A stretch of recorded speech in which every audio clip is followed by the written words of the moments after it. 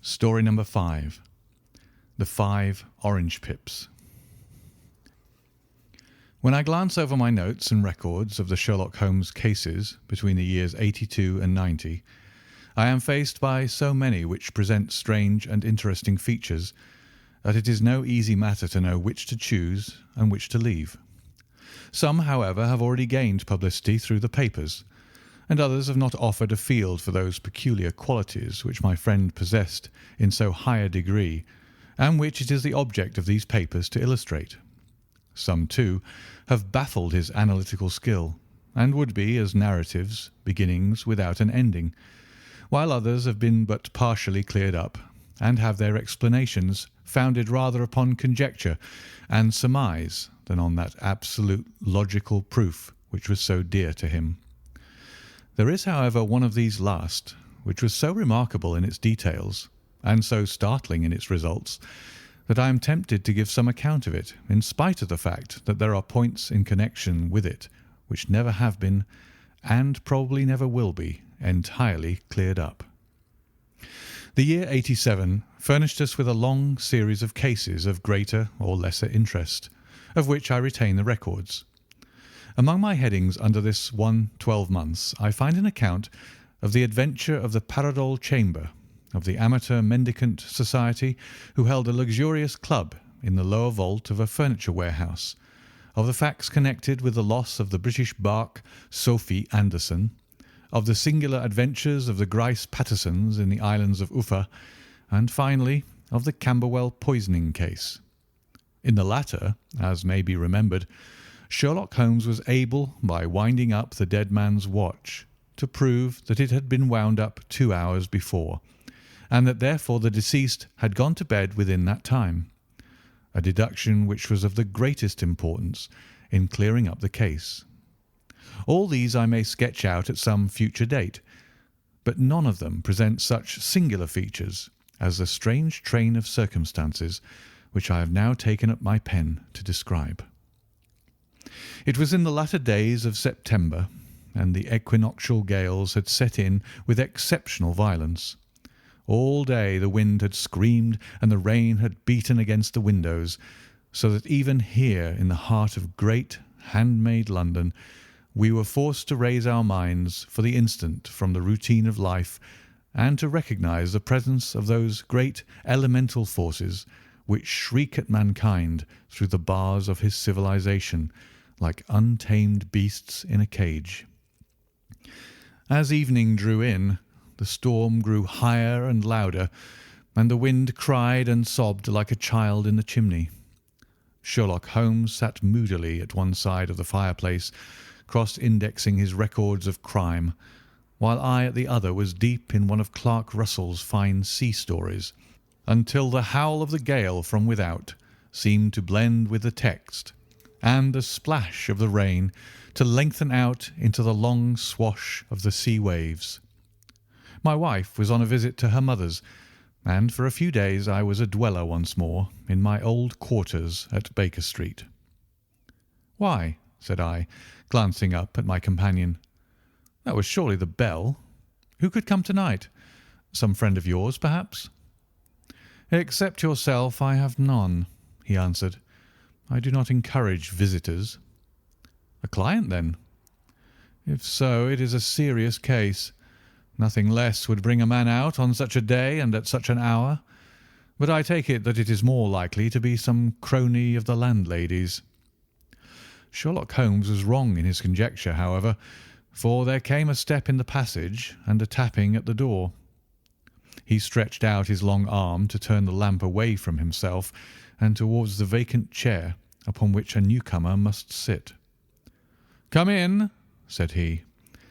The man who entered was young, some 22 at the outside, well groomed and trimly clad, with something of refinement and delicacy in his bearing. The streaming umbrella which he held in his hand and his long, shining waterproof told of the fierce weather through which he had come. He looked about him anxiously in the glare of the lamp, and I could see that his face was pale and his eyes heavy, like those of a man who is weighed down with some great anxiety. "I owe you an apology," he said, raising his gold pince-nez to his eyes. I trust that I'm not intruding. I fear that I have brought some traces of the storm and rain into your snug chamber." "Give me your coat and umbrella," said Holmes. "They may rest here on the hook and will be dry presently. You have come up from the south-west, I see." "Yes, from Horsham." "That clay and chalk mixture which I see upon your toe-caps is quite distinctive." "I have come for your advice." "That is easily got." "And help." "That is not always so easy." "I have heard of you, Mr. Holmes. I heard from Major Prendergast how you saved him in the Tankerville Club scandal." "Ah, of course. He was wrongfully accused of cheating at cards." "He said that you could solve anything." "He said too much." "That you are never beaten." "I have been beaten 4 times, 3 times by men, and once by a woman." "But what is that compared with the number of your successes?" "It is true that I have been generally successful." "Then you may be so with me." "I beg that you will draw your chair up to the fire and favour me with some details as to your case." "It is no ordinary one." "None of those which come to me are. I am the last court of appeal." "And yet I question, sir, whether in all your experience you have ever listened to a more mysterious and inexplicable chain of events than those which have happened in my own family." "You fill me with interest," said Holmes. "Pray give us the essential facts from the commencement, and I can afterwards question you as to those details which seem to me the most important." The young man pulled his chair up and pushed his wet feet out towards the blaze. "My name," said he, "is John Openshaw, but my own affairs have, as far as I can understand, little to do with this awful business. It is a hereditary matter, so in order to give you an idea of the facts, I must go back to the commencement of the affair. You must know that my grandfather had 2 sons, my uncle Elias and my father Joseph. My father had a small factory at Coventry, which he enlarged at the time of the invention of bicycling. He was a patentee of the Openshaw unbreakable tyre, and his business met with such success that he was able to sell it and to retire upon a handsome competence. My uncle Elias emigrated to America when he was a young man and became a planter in Florida, where he was reported to have done very well. At the time of the war he fought in Jackson's army, and afterwards under Hood, where he rose to be a colonel. When Lee laid down his arms, my uncle returned to his plantation, where he remained for 3 or 4 years. About 1869 or 1870 he came back to Europe and took a small estate in Sussex, near Horsham. He had made a very considerable fortune in the States, and his reason for leaving them was his aversion to the negroes and his dislike of the Republican policy in extending the franchise to them. He was a singular man, fierce and quick-tempered, very foul-mouthed when he was angry, and of the most retiring disposition. During all the years that he lived at Horsham, I doubt if ever he set foot in the town. He had a garden and 2 or 3 fields round his house, and there he would take his exercise, though very often for weeks on end he would never leave his room. He drank a great deal of brandy and smoked very heavily, but he would see no society and did not want any friends, not even his own brother. He didn't mind me. In fact, he took a fancy to me, for at the time when he saw me first I was a youngster of 12 or so. This would be in the year 1878, after he had been 8 or 9 years in England. He begged my father to let me live with him, and he was very kind to me in his way.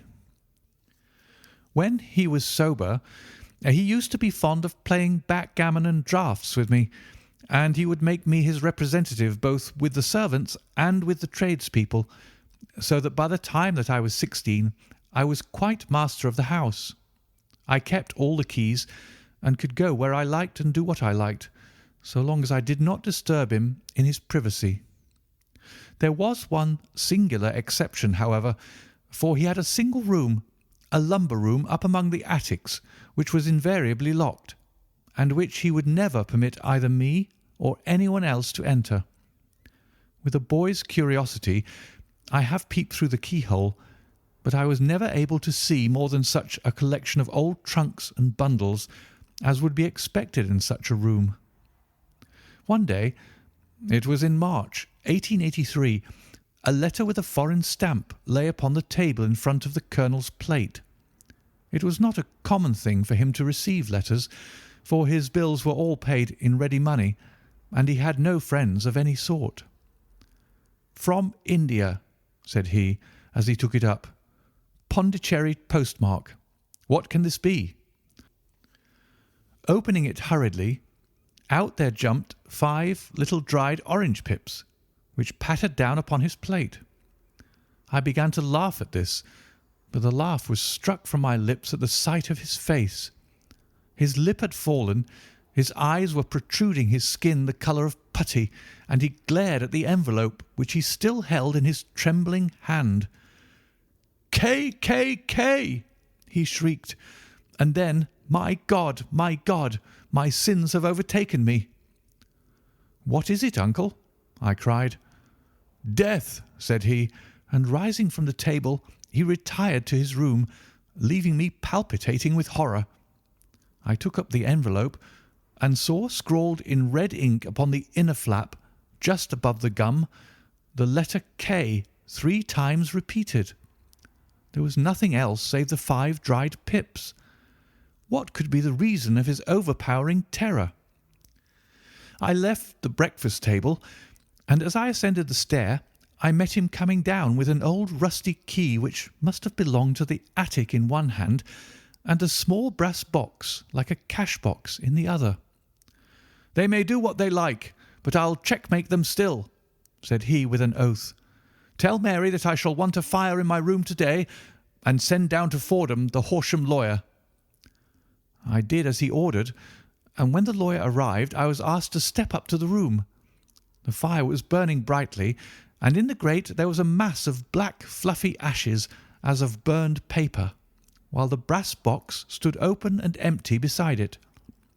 As I glanced at the box I noticed with a start that upon the lid was printed the treble K which I had read in the morning upon the envelope. "I wish you, John," said my uncle, "to witness my will. I leave my estate, with all its advantages and all its disadvantages, to my brother, your father, whence it will no doubt descend to you. If you can enjoy it in peace, well and good. If you find you cannot, take my advice, my boy, and leave it to your deadliest enemy. I am sorry to give you such a two-edged thing, but I can't say what turn things are going to take. Kindly sign the paper where Mr. Fordham shows you."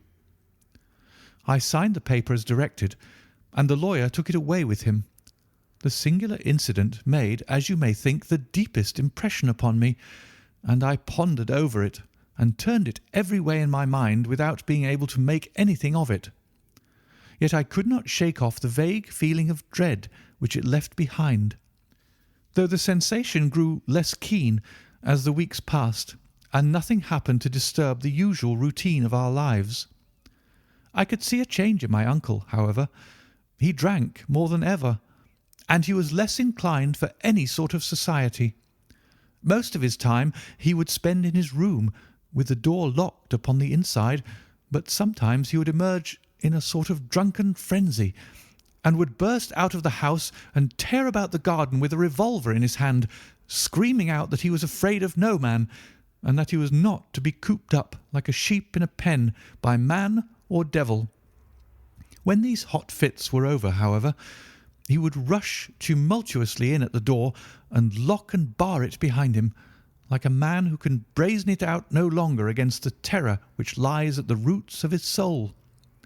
At such times I have seen his face, even on a cold day, glisten with moisture, as though it were new raised from a basin.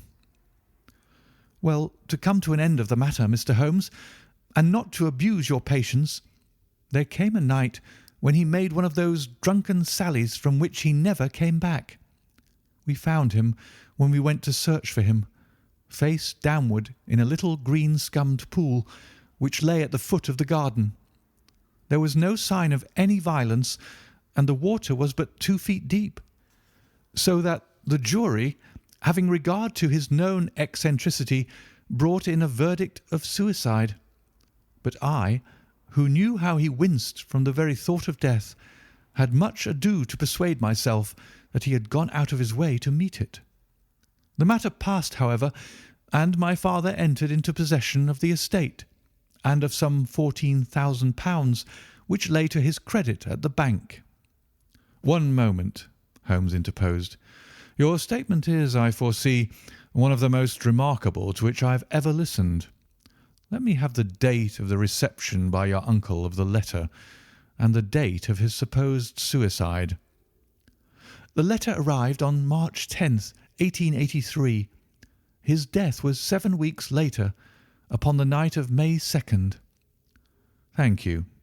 Pray proceed." "When my father took over the Horsham property, he, at my request, made a careful examination of the attic, which had been always locked up. We found the brass box there, although its contents had been destroyed. On the inside of the cover was a paper label with the initials of K.K.K. repeated upon it, and letters, memoranda, receipts, and a register written beneath. These, we presume, indicated the nature of the papers which had been destroyed by Colonel Openshaw. For the rest, there was nothing of much importance in the attic, save a great many scattered papers and notebooks bearing upon my uncle's life in America. Some of them were of the war time, and showed that he had done his duty well, and had borne the repute of a brave soldier. Others were of a date during the reconstruction of the Southern States, and were mostly concerned with politics, for he had evidently taken a strong part in opposing the carpet-bag politicians who had been sent down from the north. Well, it was the beginning of '84 when my father came to live at Horsham, and all went as well as possible with us until the January of '85. On the 4th day after the New Year, I heard my father give a sharp cry of surprise as we sat together at the breakfast table. There he was, sitting with a newly opened envelope in one hand and 5 dried orange pips in the outstretched palm of the other one. He had always laughed at what he called my cock and bull story about the colonel, but he looked very scared and puzzled now that the same thing had come upon himself. "Why, what on earth does this mean, John?" he stammered. My heart had turned to lead. "It is K.K.K.," said I. He looked inside the envelope. "So it is," he cried. "Here are the very letters. But what is this written above them?" "Put the papers on the sundial," I read, peeping over his shoulder. "What papers? What sundial?" he asked. "The sundial in the garden. There is no other," said I. "But the papers must be those that are destroyed." "Pooh!" said he, gripping hard at his courage. "We are in a civilized land here, and we can't have tomfoolery of this kind. Where does the thing come from?" "From Dundee," I answered, glancing at the postmark. "Some preposterous practical joke," said he. "What have I to do with sundials and papers? I shall take no notice of such nonsense." "I should certainly speak to the police," I said. "And be laughed at for my pains? Nothing of the sort." "Then let me do so." "No, I forbid you. I won't have a fuss made about such nonsense." It was in vain to argue with him, for he was a very obstinate man. I went about, however, with a heart which was full of forebodings. On the 3rd day after the coming of the letter, my father went from home to visit an old friend of his, Major Freebody, who is in command of one of the forts upon Portsdown Hill. I was glad that he should go, for it seemed to me that he was farther from danger when he was away from home. In that, however, I was in error. Upon the 2nd day of his absence, I received a telegram from the Major imploring me to come at once. My father, had fallen over one of the deep chalk pits which abound in the neighbourhood, and was lying senseless with a shattered skull. I hurried to him, but he passed away without having ever recovered his consciousness. He had, as it appears, been returning from Fareham in the twilight, and as the country was unknown to him and the chalk pit unfenced, the jury had no hesitation in bringing in a verdict of death from accidental causes. Carefully, as I examined every fact connected with his death, I was unable to find anything which could suggest the idea of murder. There were no signs of violence, no footmarks, no robbery, no record of strangers having been seen upon the roads, and yet I need not tell you that my mind was far from at ease, and that I was well nigh certain that some foul plot had been woven round him. In this sinister way I came into my inheritance. You will ask me why I did not dispose of it. I answer because I was well convinced that our troubles were in some way dependent upon an incident in my uncle's life, and that the danger would be as pressing in one house as another. It was in January 85 that my poor father met his end, and 2 years and 8 months have elapsed since then. During that time I have lived happily at Horsham, and I had begun to hope that this curse had passed away from the family, and that it had ended with the last generation. I had begun to take comfort too soon, however. Yesterday morning the blow fell in the very shape in which it had come upon my father. The young man took from his waistcoat a crumpled envelope, and turning to the table he shook out upon it 5 little dried orange pips. "This is the envelope," he continued. "The postmark is London, Eastern Division. Within are the very words which were upon my father's last message, K, K, K. And then put the papers on the sundial." "What have you done?" asked Holmes. "Nothing." "Nothing?" "To tell the truth," he sank his face into his thin white hands, "I have felt helpless. I have felt like one of those poor rabbits when the snake is writhing towards it. I seem to be in the grasp of some resistless, inexorable evil which no foresight and no precautions can guard against." "Tut, tut!" cried Sherlock Holmes. "You must act, man, or you are lost. Nothing but energy can save you. This is no time for despair." "I have seen the police." "Ah!" "But they listened to my story with a smile. I am convinced that the inspector has formed the opinion that the letters are all practical jokes, and that the deaths of my relations were really accidents, as the jury stated, and were not to be connected with the warnings." Holmes shook his clenched hands in the air. "Incredible imbecility!" he cried. "They have, however, allowed me a policeman, who may remain in the house with me." "Has he come with you tonight?" "No, his orders were to stay in the house." Again Holmes raved in the air. "Why did you come to me?" he cried. "And above all, why did you not come at once?" "I did not know. It was only to-day that I spoke to Major Prendergast about my troubles, and was advised by him to come to you." "It is really 2 days since you had the letter. We should have acted before this. You have no further evidence, I suppose, than that which you have placed before us? No suggestive detail which might help us?" "There is one thing," said John Openshaw. He rummaged in his coat pocket, and drawing out a piece of discoloured blue-tinted paper, he laid it out upon the table. "I have some remembrance," said he, "that on the day when my uncle burned the papers, I observed that the small unburned margins which lay amid the ashes were of this particular colour.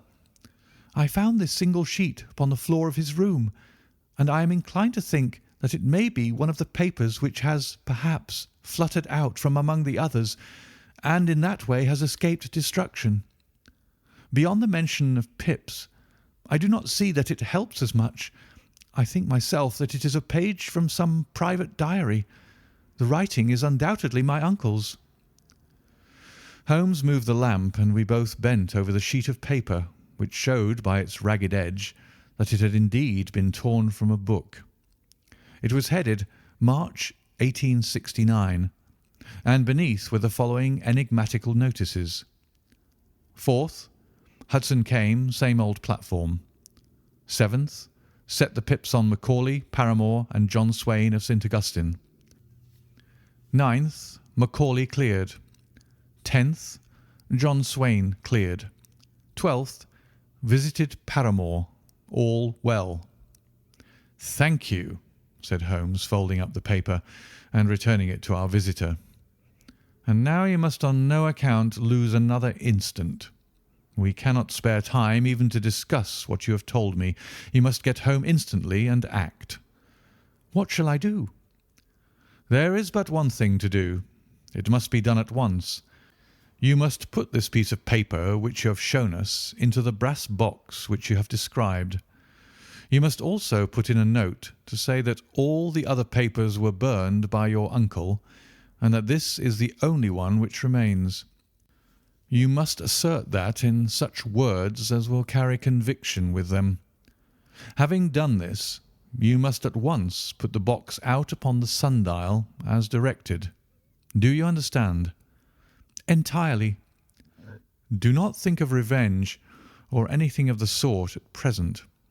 I think that we may gain that by means of the law, but we have our web to weave, while theirs is already woven. The first consideration is to remove the pressing danger which threatens you. The second is to clear up the mystery and to punish the guilty parties." "I thank you," said the young man, rising and pulling on his overcoat. "You have given me fresh life and hope. I shall certainly do as you advise." "Do not lose an instant. And above all, take care of yourself in the meanwhile, for I do not think that there can be a doubt that you are threatened by a very real and imminent danger. How do you go back?" "By train from Waterloo." "It is not yet 9. The streets will be crowded, so I trust that you may be in safety. And yet you cannot guard yourself too closely." "I am armed." "That is well. Tomorrow I shall set to work upon your case." "I shall see you at Horsham, then?" "No. Your secret lies in London. It is there that I shall seek it." "Then I shall call upon you in a day or in 2 days with news as to the box and the papers. I shall take your advice in every particular." He shook hands with us and took his leave.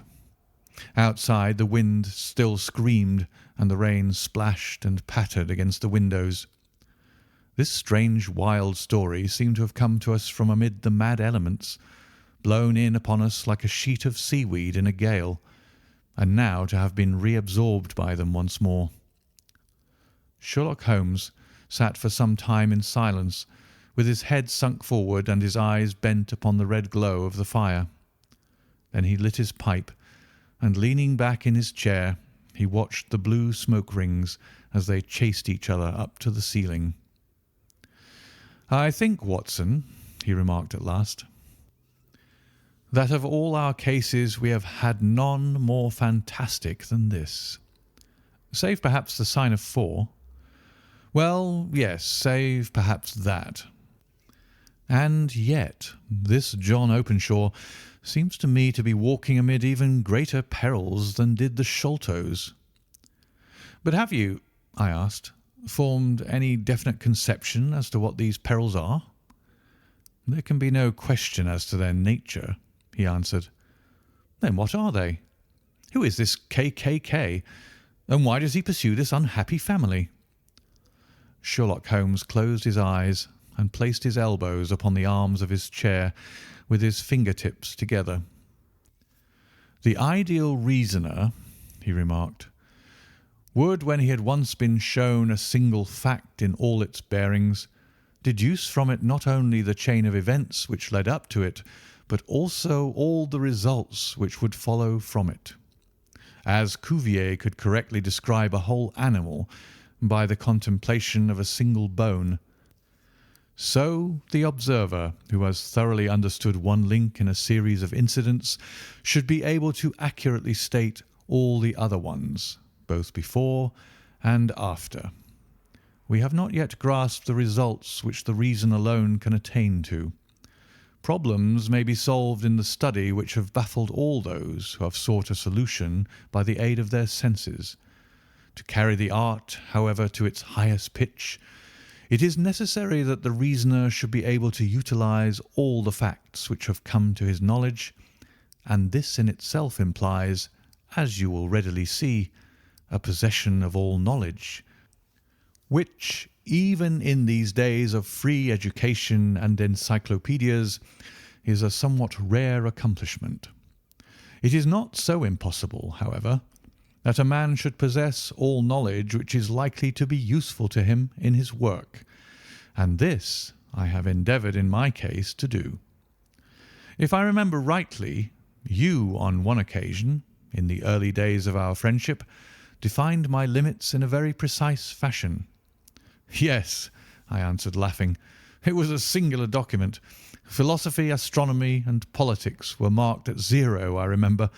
Botany variable, geology profound as regards the mud stains from any region within 50 miles of town, chemistry eccentric, anatomy unsystematic, sensational literature and crime records unique, violin player, boxer, swordsman, lawyer, and self-poisoner by cocaine and tobacco. Those, I think, were the main points of my analysis. Holmes grinned at the last item. Well, he said, I say now, as I said then, that a man should keep his little brain attic stocked with all the furniture that he is likely to use, and the rest he can put away in the lumber room of his library, where he can get at it if he wants it. Now, for such a case as the one which has been submitted to us tonight, we need certainly to muster all our resources. Kindly hand me down the letter K of the American Encyclopedia, which stands upon the shelf beside you. Thank you. Now, let us consider the situation and see what may be deduced from it. In the first place, we may start with a strong presumption that Colonel Openshaw had some very strong reason for leaving America. Men at his time of life do not change all their habits and exchange willingly the charming climate of Florida for the lonely life of an English provincial town. His extreme love of solitude in England suggests the idea that he was in fear of someone or something, so we may assume as a working hypothesis that it was fear of someone or something which drove him from America. As to what it was he feared, we can only deduce that by considering the formidable letters which were received by himself and his successors. Did you remark the postmarks of those letters? The first was from Pondicherry, the second from Dundee, and the third from London. From East London. What do you deduce from that? They're all seaports. That the writer was on board of a ship. Excellent. We have already a clue. There can be no doubt that the strong probability, is that the writer was on board of a ship. And now let us consider another point. In the case of Pondicherry, 7 weeks elapsed between the threat and its fulfilment. In Dundee it was only some 3 or 4 days. Does that suggest anything? A greater distance to travel? But the letter had also a greater distance to come. Then I do not see the point. There is at least a presumption that the vessel in which the man or men are is a sailing ship. It looks as if they always send their singular warning or token before them when starting upon their mission. You see how quickly the deed followed the sign when it came from Dundee. If they had come from Pondicherry in a steamer, they would have arrived almost as soon as their letter. But as a matter of fact, 7 weeks elapsed. I think that those 7 weeks represented the difference between the mail boat which brought the letter and the sailing vessel which brought the writer. It is possible, More than that, it is probable. And now you see the deadly urgency of this new case, and why I urged young Openshaw to caution. The blow has always fallen at the end of the time which it would take the senders to travel the distance. But this one comes from London, and therefore we cannot count upon delay." "Good God!" I cried. "What can it mean, this relentless persecution?" "The papers which Openshaw carried are obviously of vital importance to the person or persons in the sailing ship. I think that it is quite clear that there must be more than one of them. A single man could not have carried out 2 deaths in such a way as to deceive a coroner's jury. There must have been several in it, and they must have been men of resource and determination. Their papers they mean to have, be the holder of them who it may. In this way, you see, KKK ceases to be the initials of an individual and becomes the badge of a society." "But of what society?" "Have you never," said Sherlock Holmes, bending forward and sinking his voice, "have you never heard of the Ku Klux Klan?" "I never have." Holmes turned over the leaves of the book upon his knee. "Here it is," said he presently. "Ku Klux Klan, a name derived from the fanciful resemblance to the sound produced by cocking a rifle. This terrible secret society was formed by some ex-Confederate soldiers in the Southern States after the Civil War, and it rapidly formed local branches in different parts of the country, notably in Tennessee, Louisiana, the Carolinas, Georgia, and Florida. Its power was used for political purposes, principally for the terrorizing of the Negro voters and the murdering and driving from the country of those who were opposed to its views. Its outrages were usually preceded by a warning sent to the marked man in some fantastic but generally recognized shape: a sprig of oak leaves in some parts, melon seeds or orange pips in others. On receiving this, the victim might either openly abjure his former ways, or might fly from the country.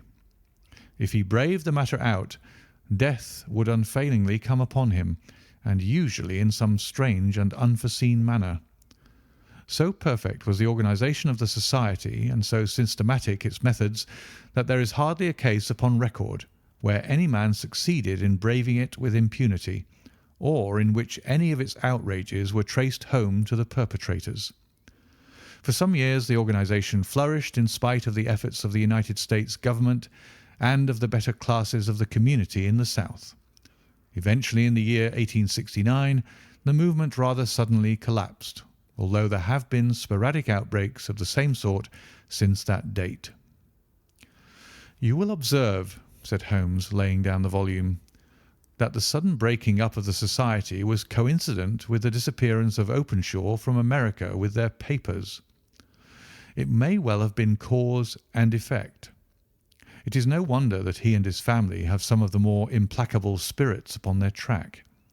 You can understand that this register and diary may implicate some of the first men in the South, and that there may be many who will not sleep easy at night until it is recovered." "Then the page we've seen is such as we might expect.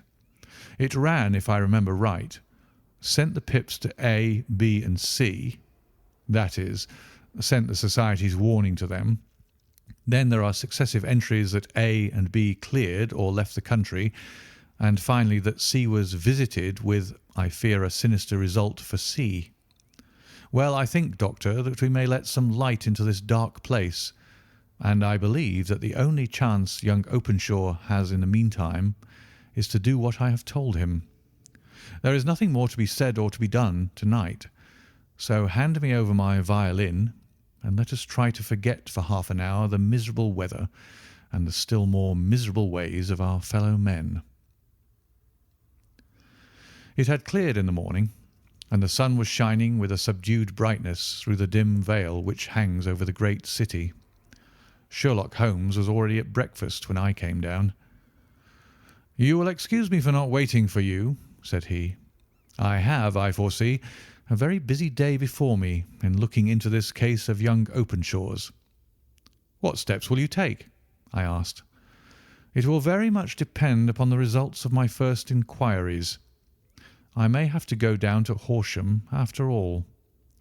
"You will not go there first?" "No, I shall commence with the city. Just ring the bell, and the maid will bring up your coffee." As I waited, I lifted the unopened newspaper from the table and glanced my eye over it. It rested upon a heading which sent a chill to my heart. "Holmes," I cried, "you are too late." "Ah," said he, laying down his cup. "I feared as much. How was it done?" He spoke calmly, but I could see that he was deeply moved. "My eye caught the name of Openshaw and the heading 'Tragedy near Waterloo Bridge.' Here is the account. Between 9 and 10 last night, Police Constable Cook of the H Division on duty near Waterloo Bridge heard a cry for help and a splash in the water. The night, however, was extremely dark and stormy, so that in spite of the help of several passers-by, it was quite impossible to effect a rescue. The alarm, however, was given, and by aid of the water police, the body was eventually recovered.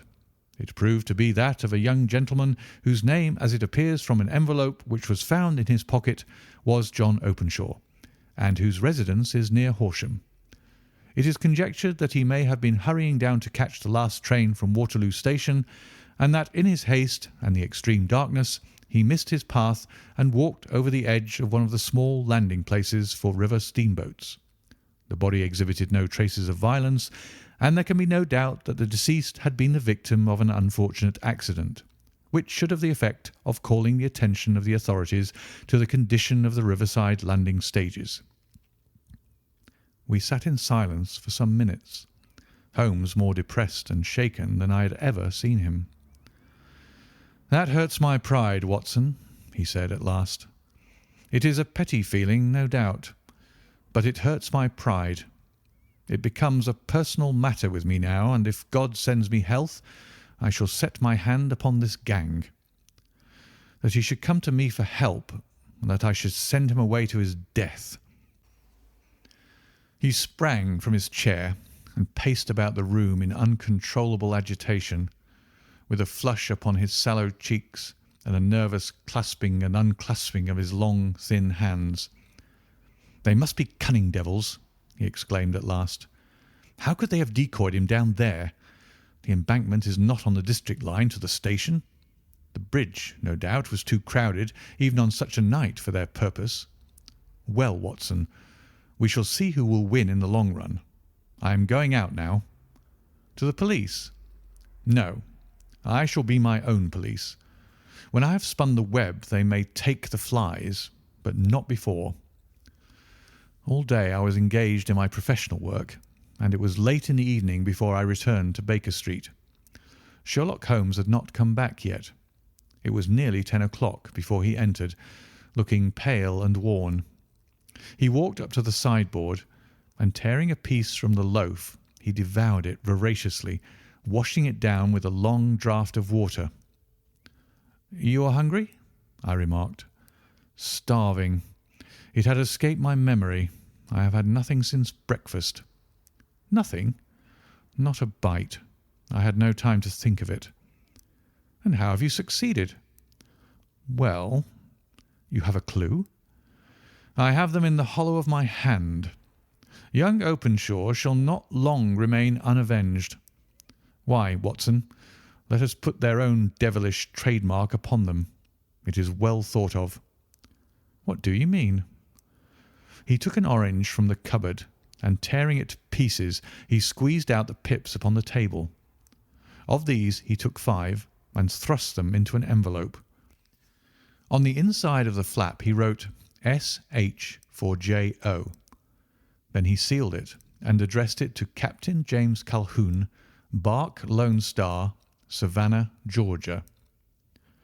"That will await him when he enters port," said he, chuckling. "It may give him a sleepless night. He'll find it as sure a precursor of his fate as Openshaw did before him." "And who is this Captain Calhoun?" "The leader of the gang. I shall have the others, but he first." "How did you trace it, then?" He took a large sheet of paper from his pocket, all covered with dates and names.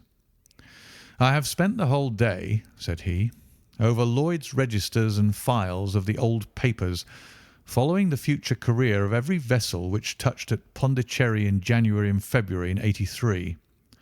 There were 36 ships of fair tonnage which were reported there during those months. Of these, one, the Lone Star, instantly attracted my attention, since although it was reported as having cleared from London, the name is that which is given to one of the states of the Union. Texas, I think. I was not and am not sure which, but I knew that the ship must have an American origin. What then? I searched the Dundee records, and when I found that the barque Lone Star was there in January '85, my suspicion became a certainty. I then inquired as to the vessels which lay at present in the port of London. Yes, the Lone Star had arrived here last week. I went down to the Albert Dock and found that she had been taken down the river by the early tide this morning, homeward bound to Savannah. I wired to Gravesend and learned that she had passed some time ago, and as the wind is easterly, I have no doubt that she is now past the Goodwins and not very far from the Isle of Wight." "What will you do then?" "Oh, I have my hand upon him. He and the two mates are, as I learn, the only native-born Americans in the ship. The others are Finns and Germans.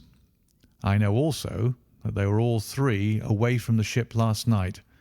I had it from the stevedore, who's been loading their cargo. By the time that their sailing ship reaches Savannah, the mailboat will have carried this letter, and the cable will have informed the police of Savannah that these three gentlemen are badly wanted here upon a charge of murder. There is ever a flaw, however, in the best laid of human plans, and the murderers of John Openshaw were never to receive the orange pips which would show them that another, as cunning and as resolute as themselves, was upon their track. Very long and very severe were the equinoctial gales that year. We waited long for news of the Lone Star of Savannah, but none ever reached us. We did at last hear that somewhere, far out in the Atlantic, a shattered stern post of a boat was seen swinging in the trough of a wave, with the letters L.S. carved upon it. And that is all which we shall ever know of the fate of the Lone Star. End of the 5 Orange Pips. Story 6. The Man with the Twisted Lip. Asa Whitney, brother of the late Elias Whitney, D.D., principal of the Theological College of St. George's, was much addicted to opium.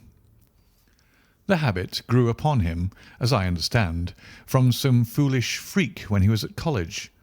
For having read De Quincey's description of his dreams and sensations, he had drenched his tobacco with laudanum in an attempt to produce the same effects.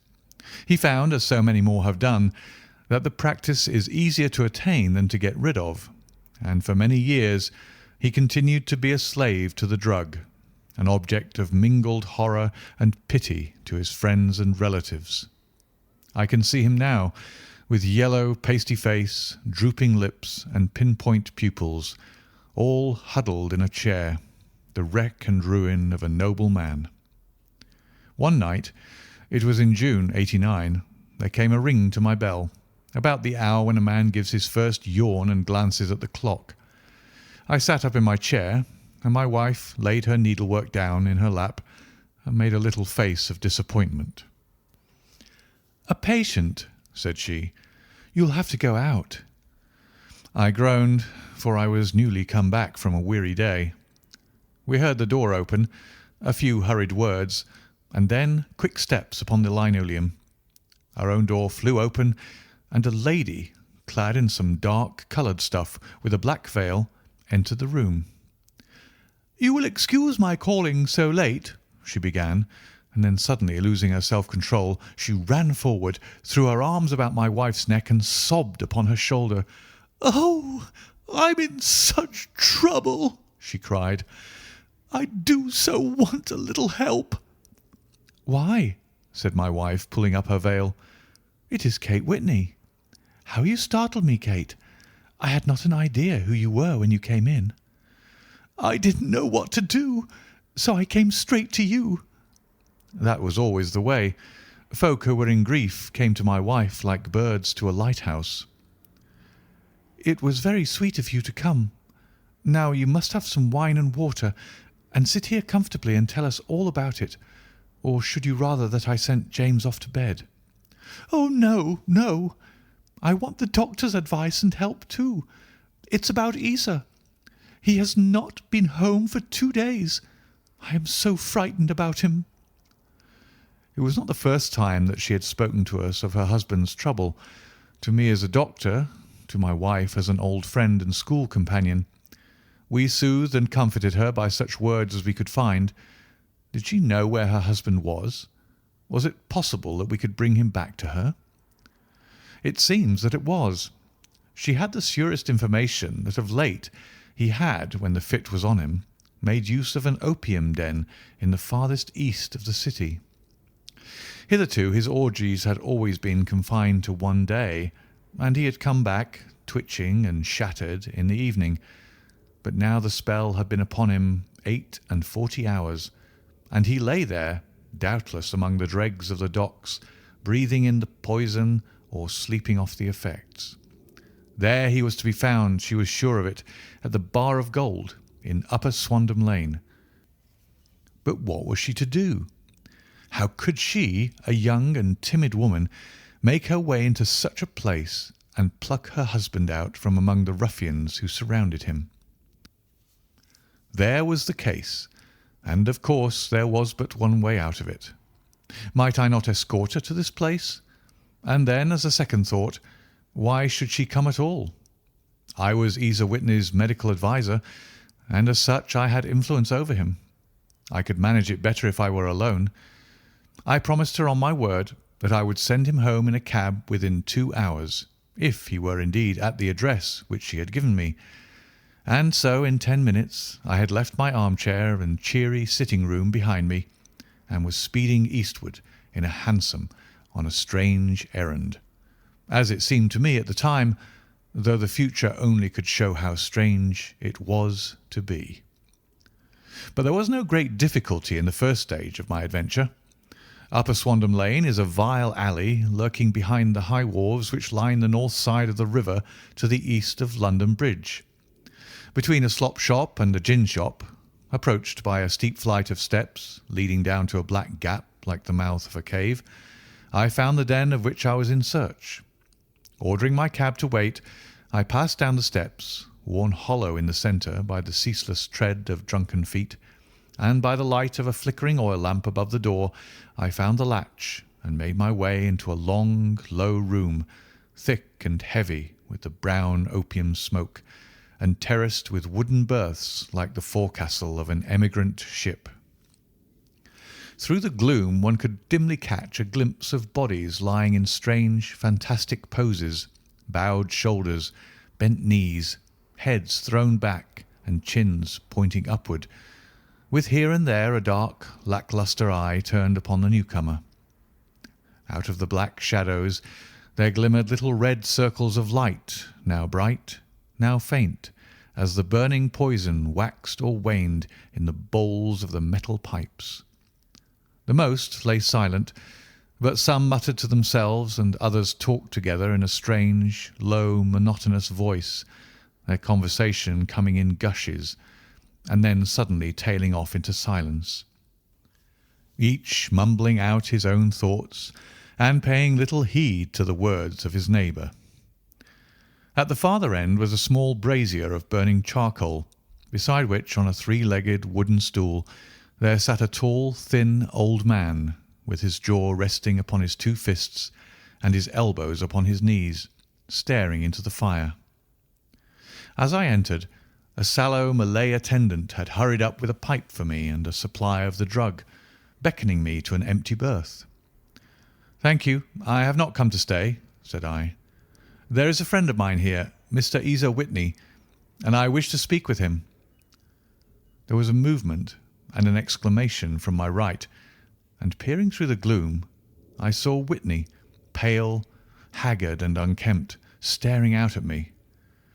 "My God, it's Watson," said he, He was in a pitiable state of reaction, with every nerve in a twitter. "I say, Watson, what o'clock is it?" "Nearly 11. "Of what day?" Friday, June 19th. "Good heavens! I thought it was Wednesday." "It is Wednesday. What do you want to frighten a chap for?" He sank his face onto his arms and began to sob in a high treble key. "I tell you that it is Friday, man. Your wife has been waiting this 2 days for you. You should be ashamed of yourself." "So I am. But you've got mixed, Watson, for I've only been here a few hours. 3 pipes, 4 pipes, I forgot how many. But I'll go home with you. I wouldn't frighten Kate. Poor little Kate. Give me your hand. Have you a cab?" "Yes, I have one waiting." "Then I shall go in it.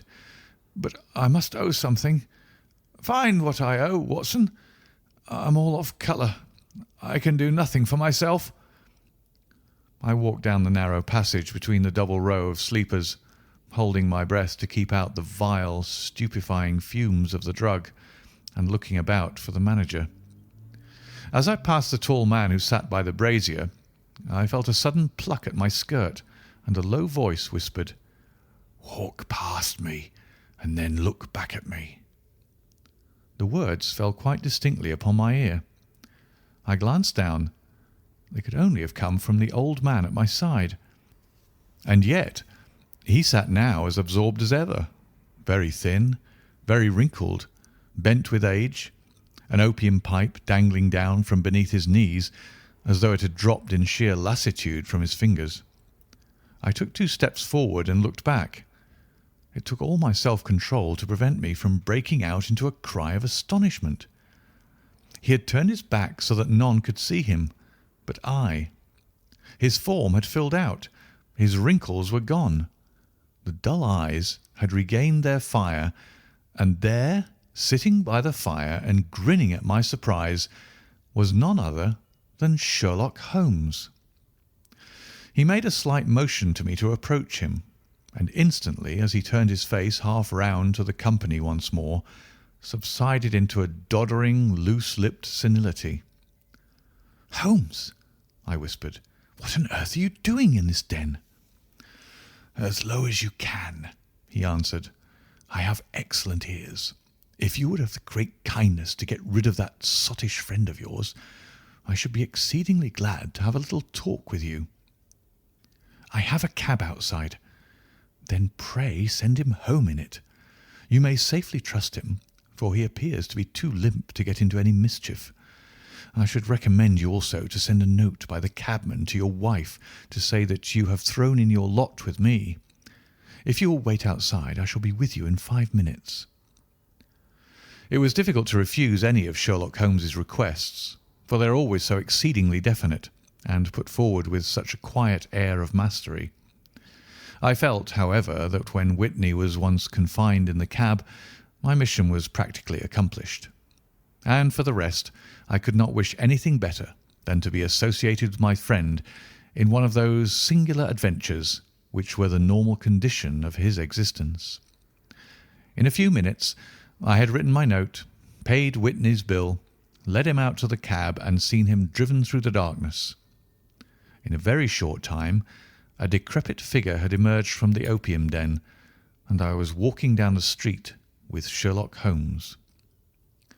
For 2 streets he shuffled along with a bent back and an uncertain foot. Then, glancing quickly round, he straightened himself out and burst into a hearty fit of laughter. "I suppose, Watson," said he, "that you imagine that I have added opium smoking to cocaine injections and all the other little weaknesses on which you have favoured me with your medical views." "I was certainly surprised to find you there." "But not more so than I to find you. I came to find a friend, and I to find an enemy." "An enemy?" "Yes, one of my natural enemies, or shall I say, my natural prey. Briefly, Watson, I am in the midst of a very remarkable inquiry, and I have hoped to find a clue in the incoherent ramblings of these sots, as I have done before now. Had I been recognised in that den, my life would not have been worth an hour's purchase, for I have used it before now for my own purposes, and the rascally Lascar who runs it has sworn to have vengeance upon me. There is a trapdoor at the back of that building near the corner of Paul's Wharf, which could tell some strange tales of what has passed through it upon the moonless nights. What? You don't mean bodies? Aye, bodies, Watson. We should be rich men if we had £1,000 for every poor devil who's been done to death in that den. It is the vilest murder trap on the whole riverside, and I fear that Neville St. Clair has entered it never to leave it more. But our trap should be here. He put his 2 forefingers between his teeth and whistled shrilly, a signal which was answered by a similar whistle from the distance, followed shortly by the rattle of wheels and the clink of horses' hoofs. "Now, Watson," said Holmes, as a tall dog-cart dashed up through the gloom, throwing out 2 golden tunnels of yellow light from its side lanterns. "You'll come with me, won't you?" "If I can be of use." "Oh, a trusty comrade is always of use, and a chronicler still more so. My room at the Cedars is a double-bedded one." "The Cedars?" "Yes, that is Mr. St. Clair's house. I am staying there while I conduct the inquiry." "Where is it, then?" "Near Lee, in Kent. We have a 7-mile drive before us."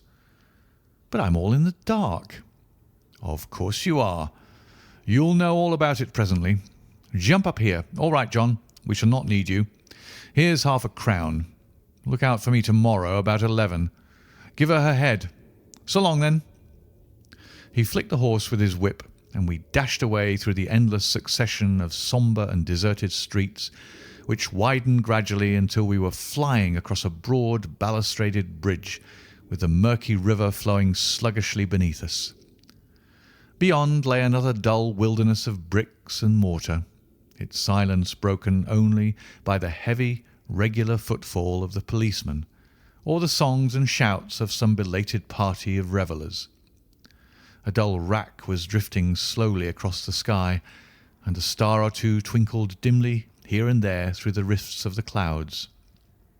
Holmes drove in silence, with his head sunk upon his breast, and the air of a man who is lost in thought, while I sat beside him, curious to learn what this new quest might be which seemed to tax his powers so sorely, and yet afraid to break in upon the current of his thoughts. We had driven several miles, and were beginning to get to the fringe of the belt of suburban villas, when he shook himself, shrugged his shoulders, and lit up his pipe with the air of a man who has satisfied himself that he is acting for the best. "You have a grand gift of silence, Watson," said he. "It makes you quite invaluable as a companion. Upon my word, it is a great thing for me to have someone to talk to, for my own thoughts are not over pleasant. I was wondering what I should say to this dear little woman to-night when she meets me at the door." "You forget that I know nothing about it." "I shall just have time to tell you the facts of the case before we get to Lee. It seems absurdly simple, and yet somehow I can get nothing to go upon. There's plenty of thread, no doubt, but I can't get the end of it into my hand.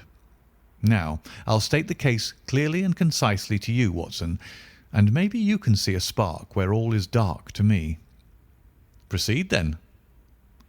Some years ago, to be definite, in May 1884, there came to Lee a gentleman, Neville St. Clair by name, who appeared to have plenty of money. He took a large villa, laid out the grounds very nicely, and lived generally in good style. By degrees he made friends in the neighbourhood, and in 1887 he married the daughter of a local brewer, by whom he now has 2 children. He has no occupation, but was interested in several companies, and went into town as a rule in the morning, returning by the 5:14 from Cannon Street every night. Mr. St. Clair is now 37 years of age, is a man of temperate habits, a good husband, a very affectionate father, and a man who is popular with all who know him. I may add that his whole debts at the present moment, as far as we have been able to ascertain, amount to £88 10 shillings, while he has £220 standing to his credit in the Capital and Counties Bank. There is no reason, therefore, to think that money troubles have been weighing upon his mind. Last Monday, Mr. Neville St. Clair went into town rather earlier than usual, remarking before he started that he had 2 important commissions to perform, and that he would bring his little boy home a box of bricks. Now, by the merest chance, his wife received a telegram upon this same Monday, very shortly after his departure, to the effect that a small parcel of considerable value, which she had been expecting, was waiting for her at the offices of the Aberdeen Shipping Company. Now, if you are well up in your London, you will know that the office of the company is in Fresno Street, which branches out of Upper Swandam Lane, where you found me tonight. Mrs. St. Clair had her lunch, started for the city, did some shopping, proceeded to the company's office, got her packet, and found herself at exactly 4:35 walking through Swandam Lane on her way back to the station. Have you followed me so far? It is very clear. If you remember, Monday was an exceedingly hot day, and Mrs. St. Clair walked slowly, glancing about in the hope of seeing a cab, as she did not like the neighbourhood in which she found herself.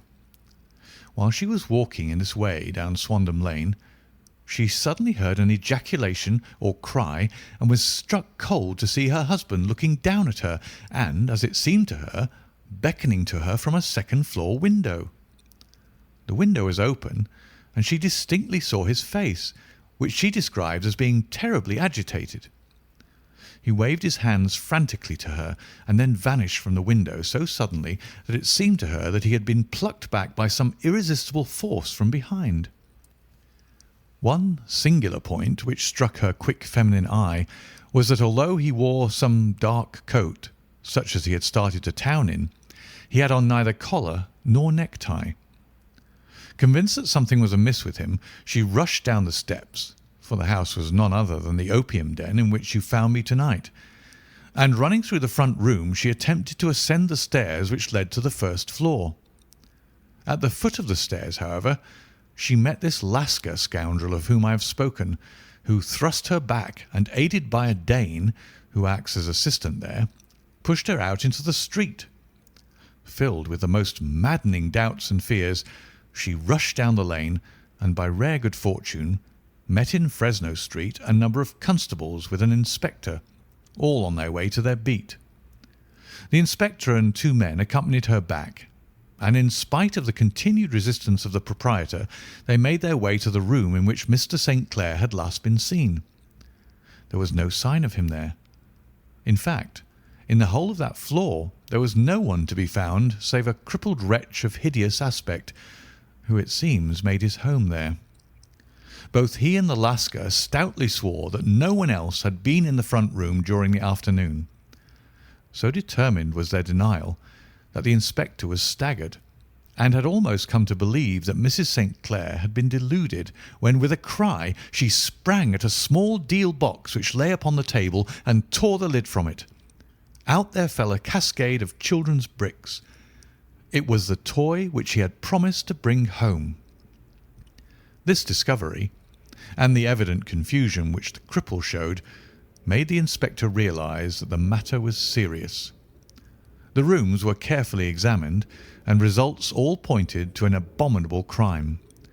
The front room was plainly furnished as a sitting room, and led into a small bedroom which looked out upon the back of one of the wharves.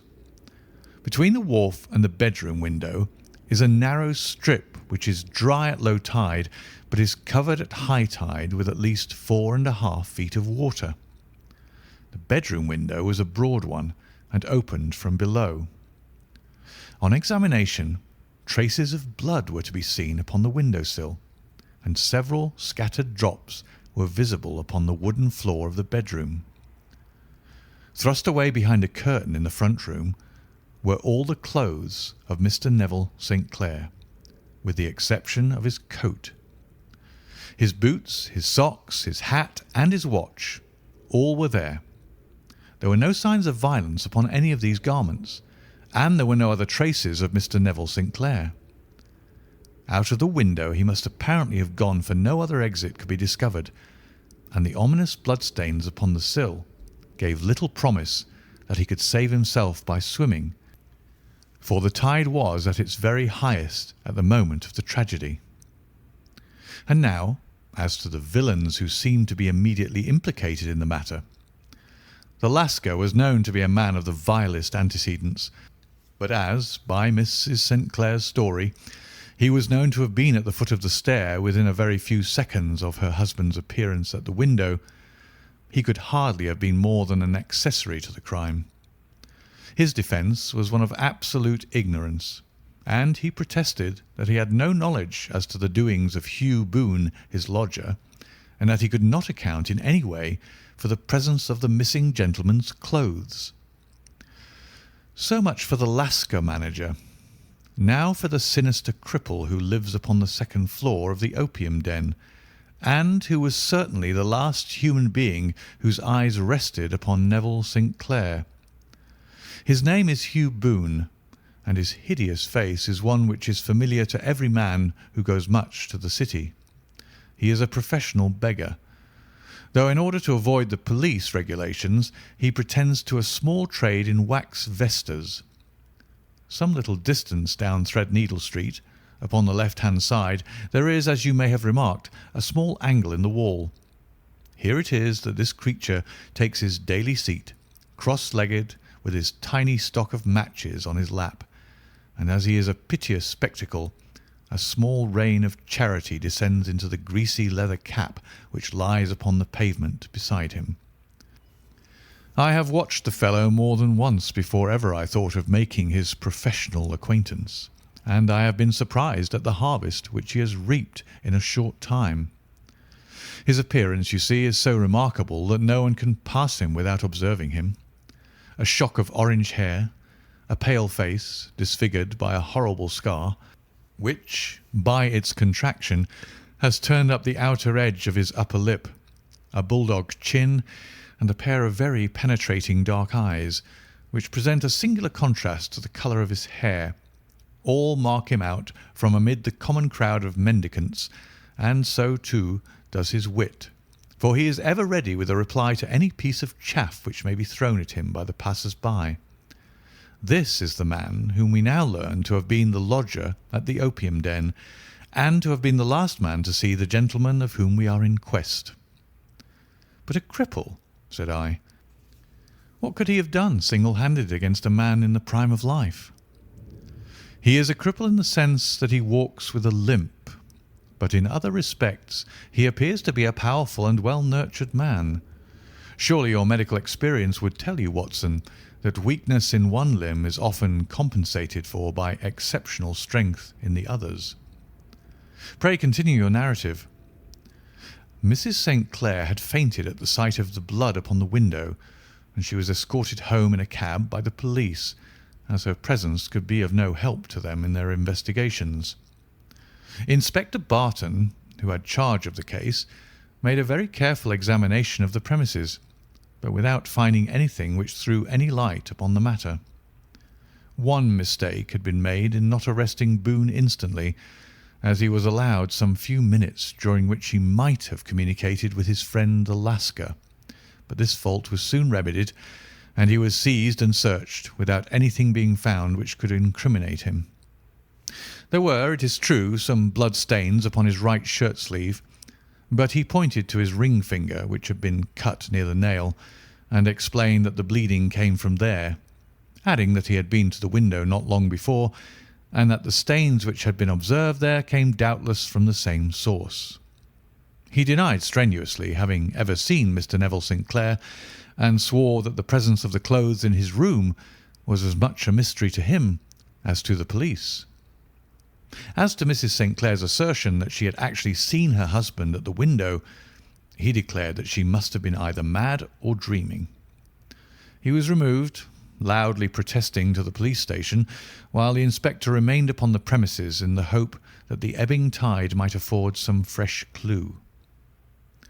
And it did, though they hardly found upon the mud bank what they had feared to find.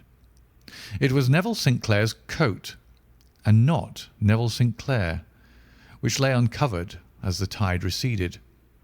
And what do you think they found in the pockets? I cannot imagine. No, I don't think you would guess. Every pocket stuffed with pennies and halfpennies, 421 pennies and 270 halfpennies. It was no wonder that it had not been swept away by the tide. But a human body is a different matter. There is a fierce eddy between the wharf and the house. It seemed likely enough that the weighted coat had remained when the stripped body had been sucked away into the river. But I understand that all the other clothes were found in the room. Would the body be dressed in a coat alone? No, sir, but the facts might be met speciously enough. Suppose that this man Boone had thrust Neville St. Clair through the window. There is no human eye which could have seen the deed. What would he do then? It would, of course, instantly strike him that he must get rid of the telltale garments. He would seize the coat then, and be in the act of throwing it out, when it would occur to him that it would swim and not sink. He has little time, for he has heard the scuffle downstairs when the wife tried to force her way up, and perhaps he has already heard from his Lascar confederate that the police are hurrying up the street. There is not an instant to be lost. He rushes to some secret hoard where he has accumulated the fruits of his beggary, and he stuffs all the coins upon which he can lay his hands into the pockets to make sure of the coat's sinking. He throws it out, and would have done the same with the other garments, had not he heard the rush of steps below, and only just had time to close the window when the police appeared. It certainly sounds feasible. Well, we will take it as a working hypothesis for want of a better. Boone, as I have told you, was arrested and taken to the station, but it could not be shown that there had ever before been anything against him. He had for years been known as a professional beggar, but his life appeared to have been a very quiet and innocent one. There the matter stands at present, and the questions which have to be solved, what Neville St. Clair was doing in the opium den, what happened to him when there, where is he now, and what Hugh Boone had to do with his disappearance, are all as far from a solution as ever. I confess that I cannot recall any case within my experience which looked at the first glance so simple, and yet which presented such difficulties. While Sherlock Holmes had been detailing this singular series of events, we had been whirling through the outskirts of the great town until the last straggling houses had been left behind, and we rattled along with a country hedge upon either side of us. Just as he finished, however, we drove through two scattered villages, where a few lights still glimmered in the windows. "We are on the outskirts of Lee," said my companion. "We have touched on 3 English counties in our short drive, starting in Middlesex, passing over an angle of Surrey, and ending in Kent. See that light among the trees? That is the Cedars, and beside that lamp sits a woman whose anxious ears have already, I have little doubt, caught the clink of our horses' feet." "But why are you not conducting the case from Baker Street?" I asked. "Because there are many inquiries which must be made out here. Mrs. St. Clair has most kindly put 2 rooms at my disposal, and you may rest assured that she will have nothing but a welcome for my friend and colleague. I hate to meet her, Watson, when I have no news of her husband. Here we are. Whoa there! Whoa!" We had pulled up in front of a large villa which stood within its own grounds. A stable boy had run out to the horse's head, and springing down, I followed Holmes up the small, winding gravel drive which led to the house. As we approached, the door flew open, and a little blonde woman stood in the opening, clad in some sort of light mousseline de soie, with a touch of fluffy pink chiffon at her neck and wrists. She stood with her figure outlined against the flood of light, one hand upon the door, one half raised in her eagerness, her body slightly bent, her head and face protruded, with eager eyes and parted lips, a standing question. "Well," she cried, "well?" And then, seeing that there were 2 of us, she gave a cry of hope which sank into a groan, as she saw that my companion shook his head and shrugged his shoulders. No good news? None. No bad? No. Thank God for that. But come in. You must be weary, for you have had a long day. This is my friend Dr. Watson. He has been of most vital use to me in several of my cases, and a lucky chance has made it possible for me to bring him out and associate him with this investigation. I am delighted to see you, said she, pressing my hand warmly. You will, I am sure, forgive anything that you may be wanting in our arrangements when you consider the blow which has come so suddenly upon us. My dear madam, said I am an old campaigner, and if I were not, I can very well see that no apology is needed. If I can be of any assistance, either to you or to my friend here, I shall be indeed happy. Now, Mr. Sherlock Holmes, said the lady as we entered a well-lit dining room, upon the table of which a cold supper had been laid out, I should very much like to ask you one or two plain questions, to which I beg that you will give a plain answer. Certainly, madam. Do not trouble about my feelings. I am not hysterical, nor given to fainting. I simply wish to hear your real opinion. Upon what point? In your heart of hearts, do you think that Neville is alive? Sherlock Holmes seemed to be embarrassed by the question. Frankly now, she repeated, standing upon the rug and looking keenly down at him as he leaned back in a basket chair. Frankly, then, madam, I do not. You think that he is dead? I do. Murdered? I don't say that, perhaps. And on what day did he meet his death? On Monday. Then perhaps, Mr. Holmes, you will be good enough to explain how it is that I have received a letter from him today. Sherlock Holmes sprang out of his chair as if he had been galvanized. What? He roared. Yes, today. She stood smiling, holding up a little slip of paper in the air. May I see it? Certainly. He snatched it from her in his eagerness, and smoothing it out upon the table, he drew over the lamp and examined it intently. I had left my chair and was gazing at it over his shoulder. The envelope was a very coarse one, and was stamped with the Gravesend postmark, and with the date of that very day, or rather of the day before, for it was considerably after midnight. Coarse writing, murmured Holmes. Surely this is not your husband's writing, madam? No, but the enclosure is. I perceive also that whoever addressed the envelope had to go and inquire as to the address. How can you tell that? The name, you see, is in perfectly black ink, which has dried itself. The rest is of the greyish colour, which shows that blotting paper had been used. If it had been written straight off and then blotted, none would be of a deep black shade. This man has written the name, and there has then been a pause before he wrote the address, which can only mean that he was not familiar with it. It is, of course, a trifle, but there is nothing so important as trifles.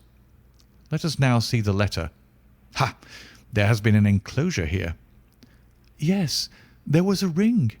His signet ring. And you are sure that this is your husband's hand?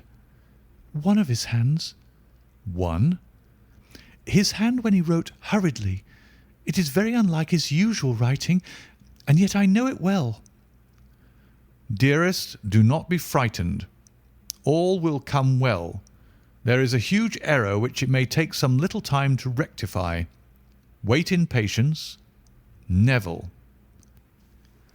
Written in pencil upon the fly-leaf of a book, octavo size, no watermark.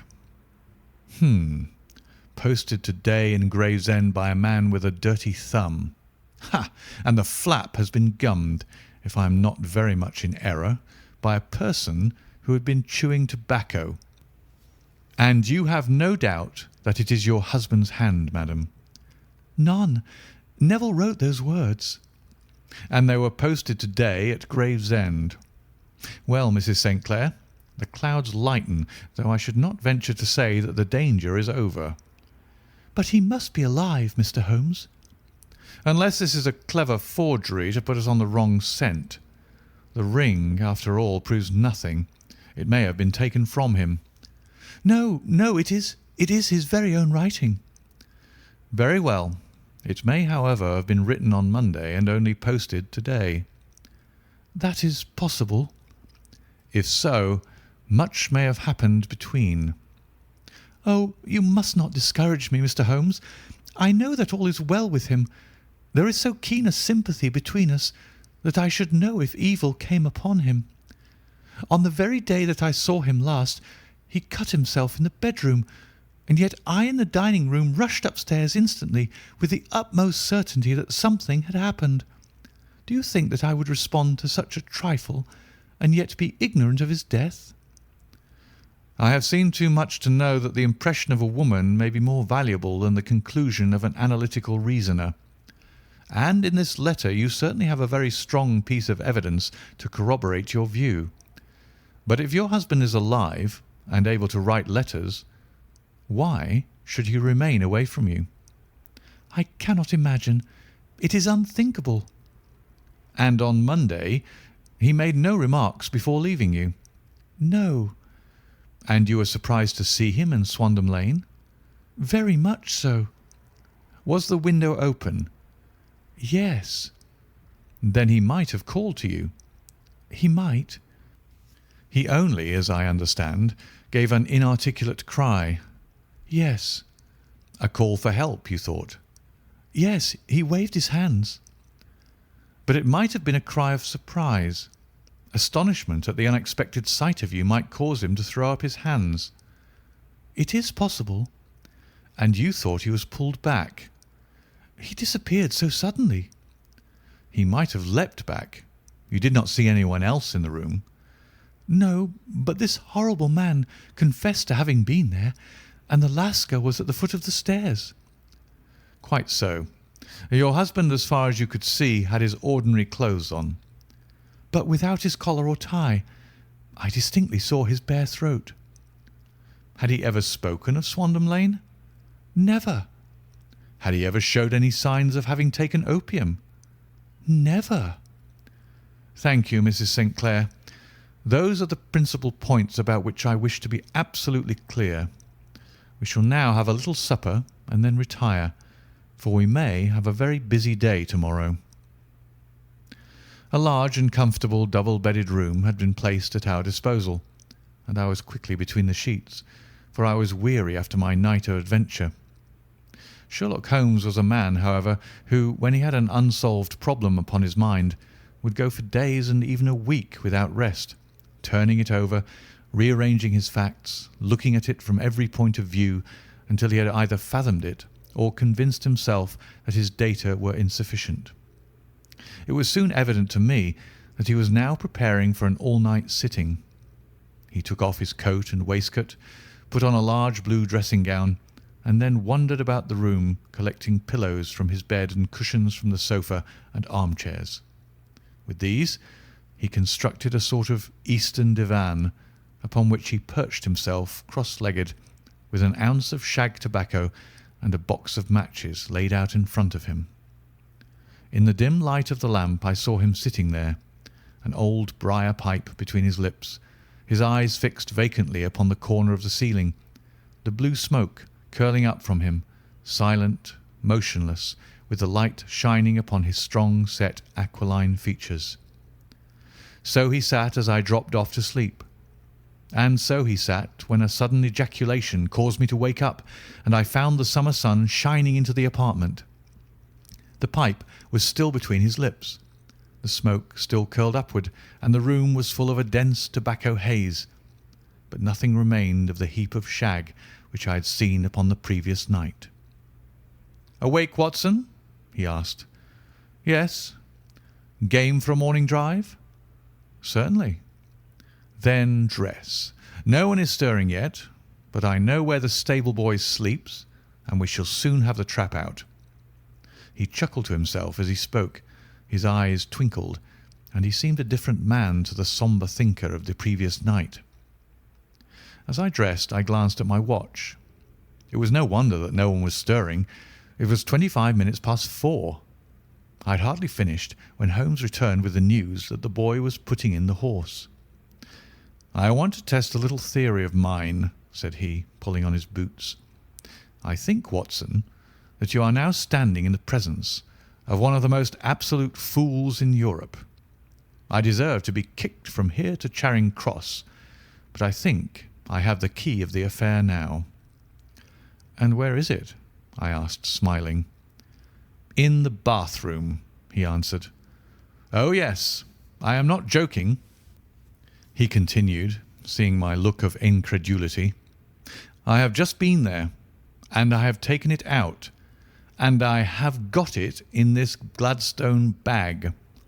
Come on, my boy, and we shall see whether it will not fit the lock." We made our way downstairs as quietly as possible and out into the bright morning sunshine. In the road stood our horse and trap, with the half-clad stable boy waiting at the head. We both sprang in, and away we dashed down the London road.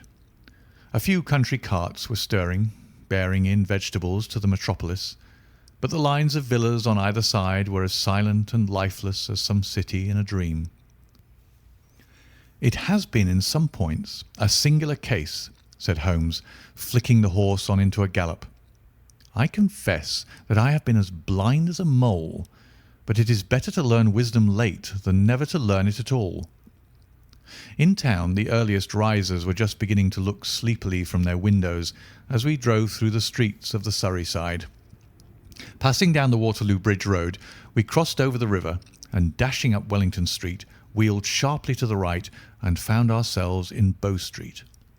Sherlock Holmes was well known to the force, and the two constables at the door saluted him. One of them held the horse's head, while the other led us in. "Who is on duty?" asked Holmes. "Inspector Bradstreet, sir."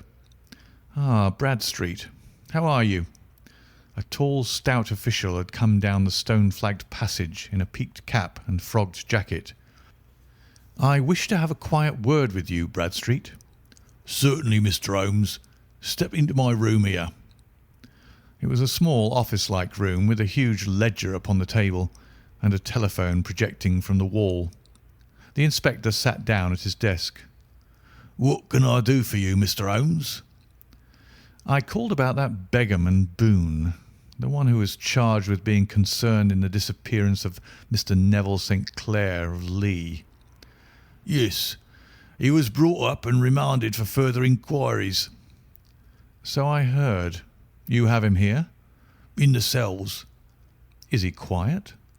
"Oh, he gives no trouble, but he is a dirty scoundrel." "Dirty?" "Yes, it's all we can do to make him wash his hands, and his face is as black as a tinker's. Well, once his case has been settled, he'll have a regular prison bath, and I think, if you saw him, you'd agree with me that he needed it." "I should like to see him very much." "Would you? That's easily done. Come this way. You can leave your bag." "No, I think that I'll take it." "Very good. Come this way, if you please." He led us down a passage, opened a barred door, passed down a winding stair, and brought us to a whitewashed corridor with a line of doors on each side. "The third on the right is his," said the inspector. "Here it is." He quietly shot back a panel in the upper part of the door and glanced through. "He is asleep," said he. "You can see him very well." We both put our eyes to the grating. The prisoner lay with his face towards us, in a very deep sleep, breathing slowly and heavily. He was a middle-sized man, coarsely clad as becoming his calling, with a coloured shirt protruding through the rent in his tattered coat. He was, as the inspector had said, extremely dirty, but the grime which covered his face could not conceal its repulsive ugliness. A broad wheal from an old scar ran right across it from eye to chin, and by its contraction had turned up one side of the upper lip, so that 3 teeth were exposed in a perpetual snarl. A shock of very bright red hair grew low over his eyes and forehead. "He's a beauty, isn't he?" said the inspector. "He certainly needs a wash," remarked Holmes. "I had an idea that he might, and I took the liberty of bringing the tools with me." He opened the Gladstone bag as he spoke and took out, to my astonishment, a very large bath sponge. He, you are a funny one," chuckled the inspector. "Now, if you will have the great goodness to open that door very quietly, we will soon make him cut a much more respectable figure." "Well, I don't know why not," said the inspector. "He doesn't look a credit to the Bow Street cells, does he?" He slipped his key into the lock, and we all very quietly entered the cell. The sleeper half turned and then settled down once more into a deep slumber. Holmes stooped to the water jug, moistened his sponge, and then rubbed it twice vigorously across and down the prisoner's face. "Let me introduce you," he shouted, "to Mr. Neville St. Clair of Lee in the county of Kent." Never in my life have I seen such a sight. The man's face peeled off under the sponge like the bark from a tree. Gone was the coarse brown tint. Gone, too, was the horrid scar which had seamed it across and the twisted lip which had given the repulsive sneer to the face. A twitch brought away the tangled red hair, and there, sitting up in his bed, was a pale, sad-faced, refined-looking man, black-haired and smooth-skinned, rubbing his eyes and staring about him with sleepy bewilderment. Then suddenly, realizing the exposure, he broke into a scream and threw himself down with his face to the pillows. "Great heavens!" cried the inspector. "It is indeed the missing man. I know him from the photograph." The prisoner turned with the reckless air of a man who abandons himself to his destiny. "Be it so," said he. "And pray, what am I charged with?" "With making away with Mr. Neville St. Oh, come, you can't be charged with that unless they make a case of attempted suicide of it," said the inspector with a grin. "Well, I've been 27 years in the force, but this really takes the cake." "If I am Mr. Neville St. Clair, then it is obvious that no crime has been committed, and that therefore I am illegally detained." "No crime, but a very great error has been committed," said Holmes. "You would have done better to have trusted your wife." "It was not the wife, it was the children," groaned the prisoner. "God help me, I would not have had them ashamed of their father. My God, what an exposure! What can I do?" Sherlock Holmes sat down beside him on the couch and patted him kindly on the shoulder. "If you leave it to a court of law to clear the matter up," said he, "of course you can hardly avoid publicity. On the other hand, if you convince the police authorities that there is no possible case against you, I do not know that there is any reason that the details should find their way into the papers. Inspector Bradstreet would, I am sure, make notes upon anything which you might tell us and submit it to the proper authorities. The case would then never go into court at all." "God bless you!" cried the prisoner passionately. "I would have endured imprisonment, aye, even execution, rather than have left my miserable secret as a family blot to my children. You are the first who have ever heard my story. My father was a schoolmaster in Chesterfield, where I received an excellent education. I travelled in my youth, took to the stage, and finally became a reporter on an evening paper in London. One day my editor wished to have a series of articles upon begging in the metropolis, and I volunteered to supply them. There was the point from which all my adventures started. It was only by trying begging as an amateur that I could get the facts upon which to base my articles. When an actor, I had of course learned all the secrets of making up and had been famous in the green room for my skill. I took advantage now of my attainments. I painted my face, and to make myself as pitiable as possible, I made a good scar and fixed one side of my lip in a twist by the aid of a small slip of flesh-coloured plaster. Then, with a red head of hair and an appropriate dress, I took my station in the business part of the city, ostensibly as a match-seller, but really as a beggar. For 7 hours I plied my trade, and when I returned home in the evening, I found to my surprise that I had received no less than 26 shillings and fourpence. I wrote my articles and thought little more of the matter until some time later I backed a bill for a friend and had a writ served upon me for £25. I was at my wits' end where to get the money, but a sudden idea came to me. I begged a fortnight's grace from the creditor, asked for a holiday from my employers, and spent the time in begging in the city under my disguise. In 10 days I had the money and had paid the debt. Well, you can imagine how hard it was to settle down to arduous work at £2 a week when I knew that I could earn as much in a day by smearing my face with a little paint, laying my cap on the ground and sitting still. It was a long fight between my pride and the money, but the dollars won at last, and I threw up reporting and sat day after day in the corner which I had first chosen, inspiring pity by my ghastly face and filling my pockets with coppers. Only one man knew my secret.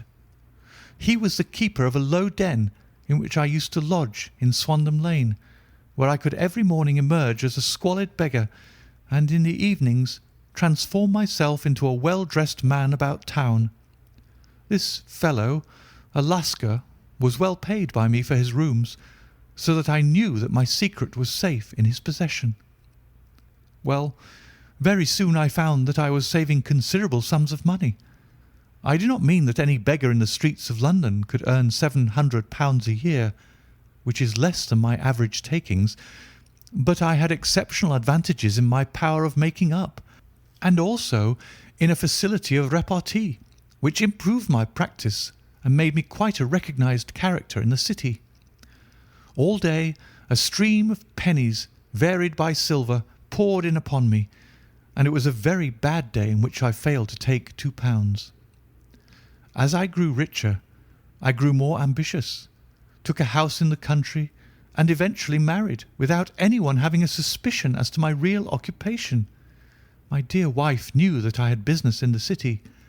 She little knew what.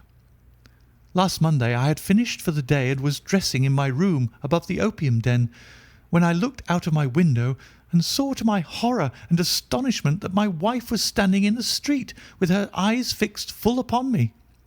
I gave a cry of surprise, threw up my arms to cover my face, and rushing to my confidant, the Lascar, entreated him to prevent anyone from coming up to me. I heard her voice downstairs, but I knew that she could not ascend. Swiftly I threw off my clothes, pulled on those of a beggar, and put on my pigments and wig. Even a wife's eyes could not pierce so complete a disguise.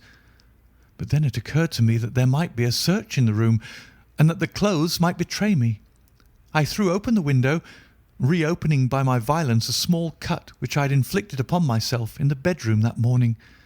Then I seized my coat, which was weighted by the coppers which I had just transferred to it from the leather bag in which I carried my takings. I hurled it out of the window, and it disappeared into the Thames. The other clothes would have followed, but at that moment there was a rush of constables up the stair, and a few minutes after I confessed to my relief that instead of being identified as Mr. Neville St. Clair, I was arrested as his murderer. I do not know that there is anything else for me to explain.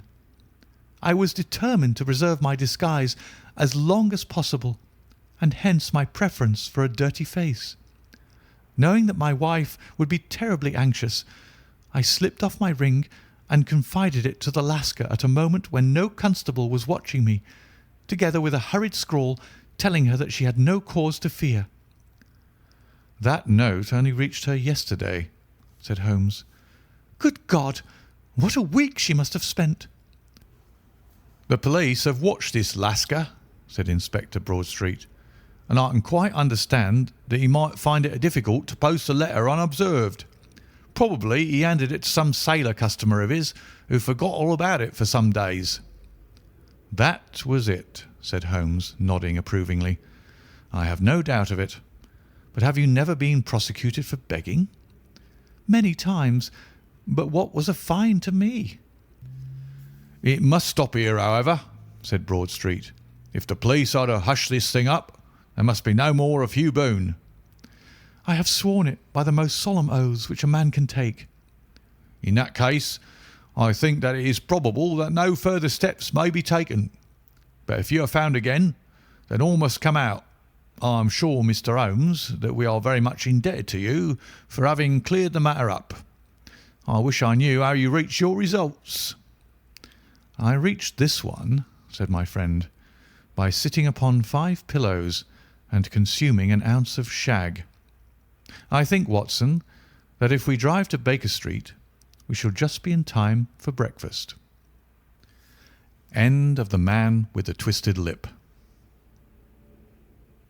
Story number 7. The Adventure of the Blue Carbuncle. I had called upon my friend Sherlock Holmes upon the second morning after Christmas, with the intention of wishing him the compliments of the season. He was lounging upon the sofa in a purple dressing gown, a pipe rack within his reach upon the right, and a pile of crumpled morning papers, evidently newly studied, near at hand. Beside the couch was a wooden chair, and on the angle of the back hung a very seedy and disreputable hard felt hat, much the worse for wear, and cracked in several places. A lens and a forceps lying upon the seat of the chair suggested that the hat had been suspended in this manner for the purpose of examination. "You are engaged," said I. "Perhaps I interrupt you." "Not at all. I am glad to have a friend with whom I can discuss my results. The matter is a perfectly trivial one." He jerked his thumb in the direction of the old hat. "But there are points in connection with it which are not entirely devoid of interest and even of instruction." I seated myself in his armchair and warmed my hands before his crackling fire, for a sharp frost had set in, and the windows were thick with the ice crystals. "I suppose," I remarked, "that, homely as it looks, this thing has some deadly story linked on to it, that it is the clue which will guide you in the solution of some mystery and the punishment of some crime." "No, no, no crime," said Sherlock Holmes, laughing. "Only one of those whimsical little incidents which will happen when you have 4,000,000 human beings all jostling each other within the space of a few square miles. Amid the action and reaction of so dense a swarm of humanity, every possible combination of events may be expected to take place, and many a little problem will be presented which may be striking and bizarre without being criminal. We have already had experience of such."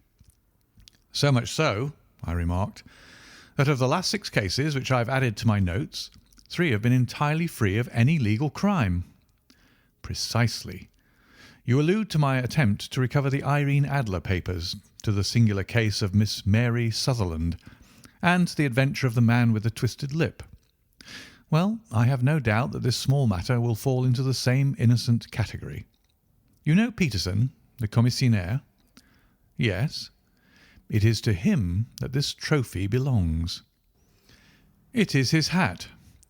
"No, no. He found it. Its owner is unknown. I beg that you will look upon it not as a battered billycock, but as an intellectual problem. And first, as to how it came here. It arrived upon Christmas morning in company with a good fat goose, which is, I have no doubt, roasting at this moment in front of Peterson's fire. The facts are these. About 4 o'clock on Christmas morning, Peterson, who, as you know, is a very honest fellow, was returning from some small jollification and was making his way homeward down Tottenham Court Road. In front of him he saw, in the gaslight, a tallish man walking with a slight stagger and carrying a white goose slung over his shoulder. As he reached the corner of Goodge Street, a row broke out between this stranger and a little knot of roughs. One of the latter knocked off the man's hat, on which he raised his stick to defend himself, and swinging it over his head, smashed the shop window behind him. Peterson had rushed forward to protect the stranger from his assailants, but the man, shocked at having broken the window, and seeing an official-looking person in uniform rushing towards him, dropped his goose, took to his heels, and vanished amid the labyrinth of small streets which lie at the back of Tottenham Court Road. The roughs had also fled at the appearance of Peterson, so that he was left in possession of the field of battle, and also of the spoils of victory in the shape of this battered hat and a most unimpeachable Christmas goose, which surely he restored to their owner. My dear fellow, there lies the problem. It is true that "For Mrs. Henry Baker" was printed upon a small card which was tied to the bird's left leg, and it is also true that the initials H.B. are legible upon the lining of this hat. But as there are some thousands of Bakers and some hundreds of Henry Bakers in this city of ours, it is not easy to restore lost property to any one of them. What then did Peterson do? He brought round both hat and goose to me on Christmas morning, knowing that even the smallest problems are of interest to me. The goose we retained until this morning, when there were signs that, in spite of the slight frost, it would be well that it should be eaten without unnecessary delay. Its finder has carried it off, therefore, to fulfil the ultimate destiny of a goose, while I continue to retain the hat of the unknown gentleman who lost his Christmas dinner. Did he not advertise? No. Then what clue could you have as to his identity? Only as much as we can deduce. From this hat? Precisely. But you're joking. What can you gather from this old battered felt? Here is my lens. You know my methods. What can you gather yourself as to the individuality of the man who has worn this article? I took the tattered object in my hands and turned it over rather ruefully. It was a very ordinary black hat of the usual round shape, hard and much the worse for wear. The lining had been of red silk, but was a good deal discoloured. There was no maker's name, but as Holmes had remarked, the initials H.B. were scrawled upon one side. It was pierced in the brim for a hat securer, but the elastic was missing. For the rest, it was cracked, exceedingly dusty, and spotted in several places, although there seemed to have been some attempt to hide the discoloured patches by smearing them with ink. "I can see nothing," said I, handing it back to my friend. "On the contrary, Watson, you can see everything. You fail, however, to reason from what you see. You are too timid in drawing your inferences." "Then pray tell me what it is that you can infer from this hat." He picked it up and gazed at it in the peculiar introspective fashion which was characteristic of him. "It is perhaps less suggestive than it might have been," he remarked, "and yet there are a few inferences which are very distinct, and a few others which represent at least a strong balance of probability. That the man was highly intellectual is of course obvious upon the face of it, and also that he was fairly well-to-do within the last 3 years, although he has now fallen upon evil days. He had foresight, but has less now than formerly, pointing to a moral retrogression which, when taken with the decline of his fortunes, seems to indicate that some evil influence, probably drink, at work upon him. This may account also for the obvious fact that his wife has ceased to love him." "My dear Holmes!" "He has, however, retained some degree of self-respect," he continued, disregarding my remonstrance. "He is a man who leads a sedentary life, goes out little, is out of training entirely, is middle-aged, has grizzled hair which he has had cut within the last few days, and which he anoints with lime cream. These are the more patent facts which are to be deduced from his hat. Also, by the way, that it is extremely improbable that he has gas laid on in his house." "You're certainly joking, Holmes." "Not in the least. Is it possible that even now, when I give you these results, you are unable to see how they are attained?" "I have no doubt that I am very stupid, but I must confess that I am unable to follow you. For example, how did you deduce that this man was intellectual?" For answer, Holmes clapped the hat upon his head. It came right over the forehead and settled upon the bridge of his nose. "It is a question of cubic capacity," said he. "A man with so large a brain must have something in it." "The decline of his fortunes, then?" "This hat is 3 years old." These flat brims curled at the edge came in then. It is a hat of the very best quality. Look at the band of ribbed silk and the excellent lining.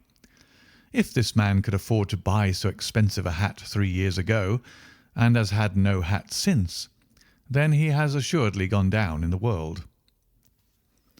"Well, that is clear enough, certainly. But how about the foresight and moral retrogression?" Sherlock Holmes laughed.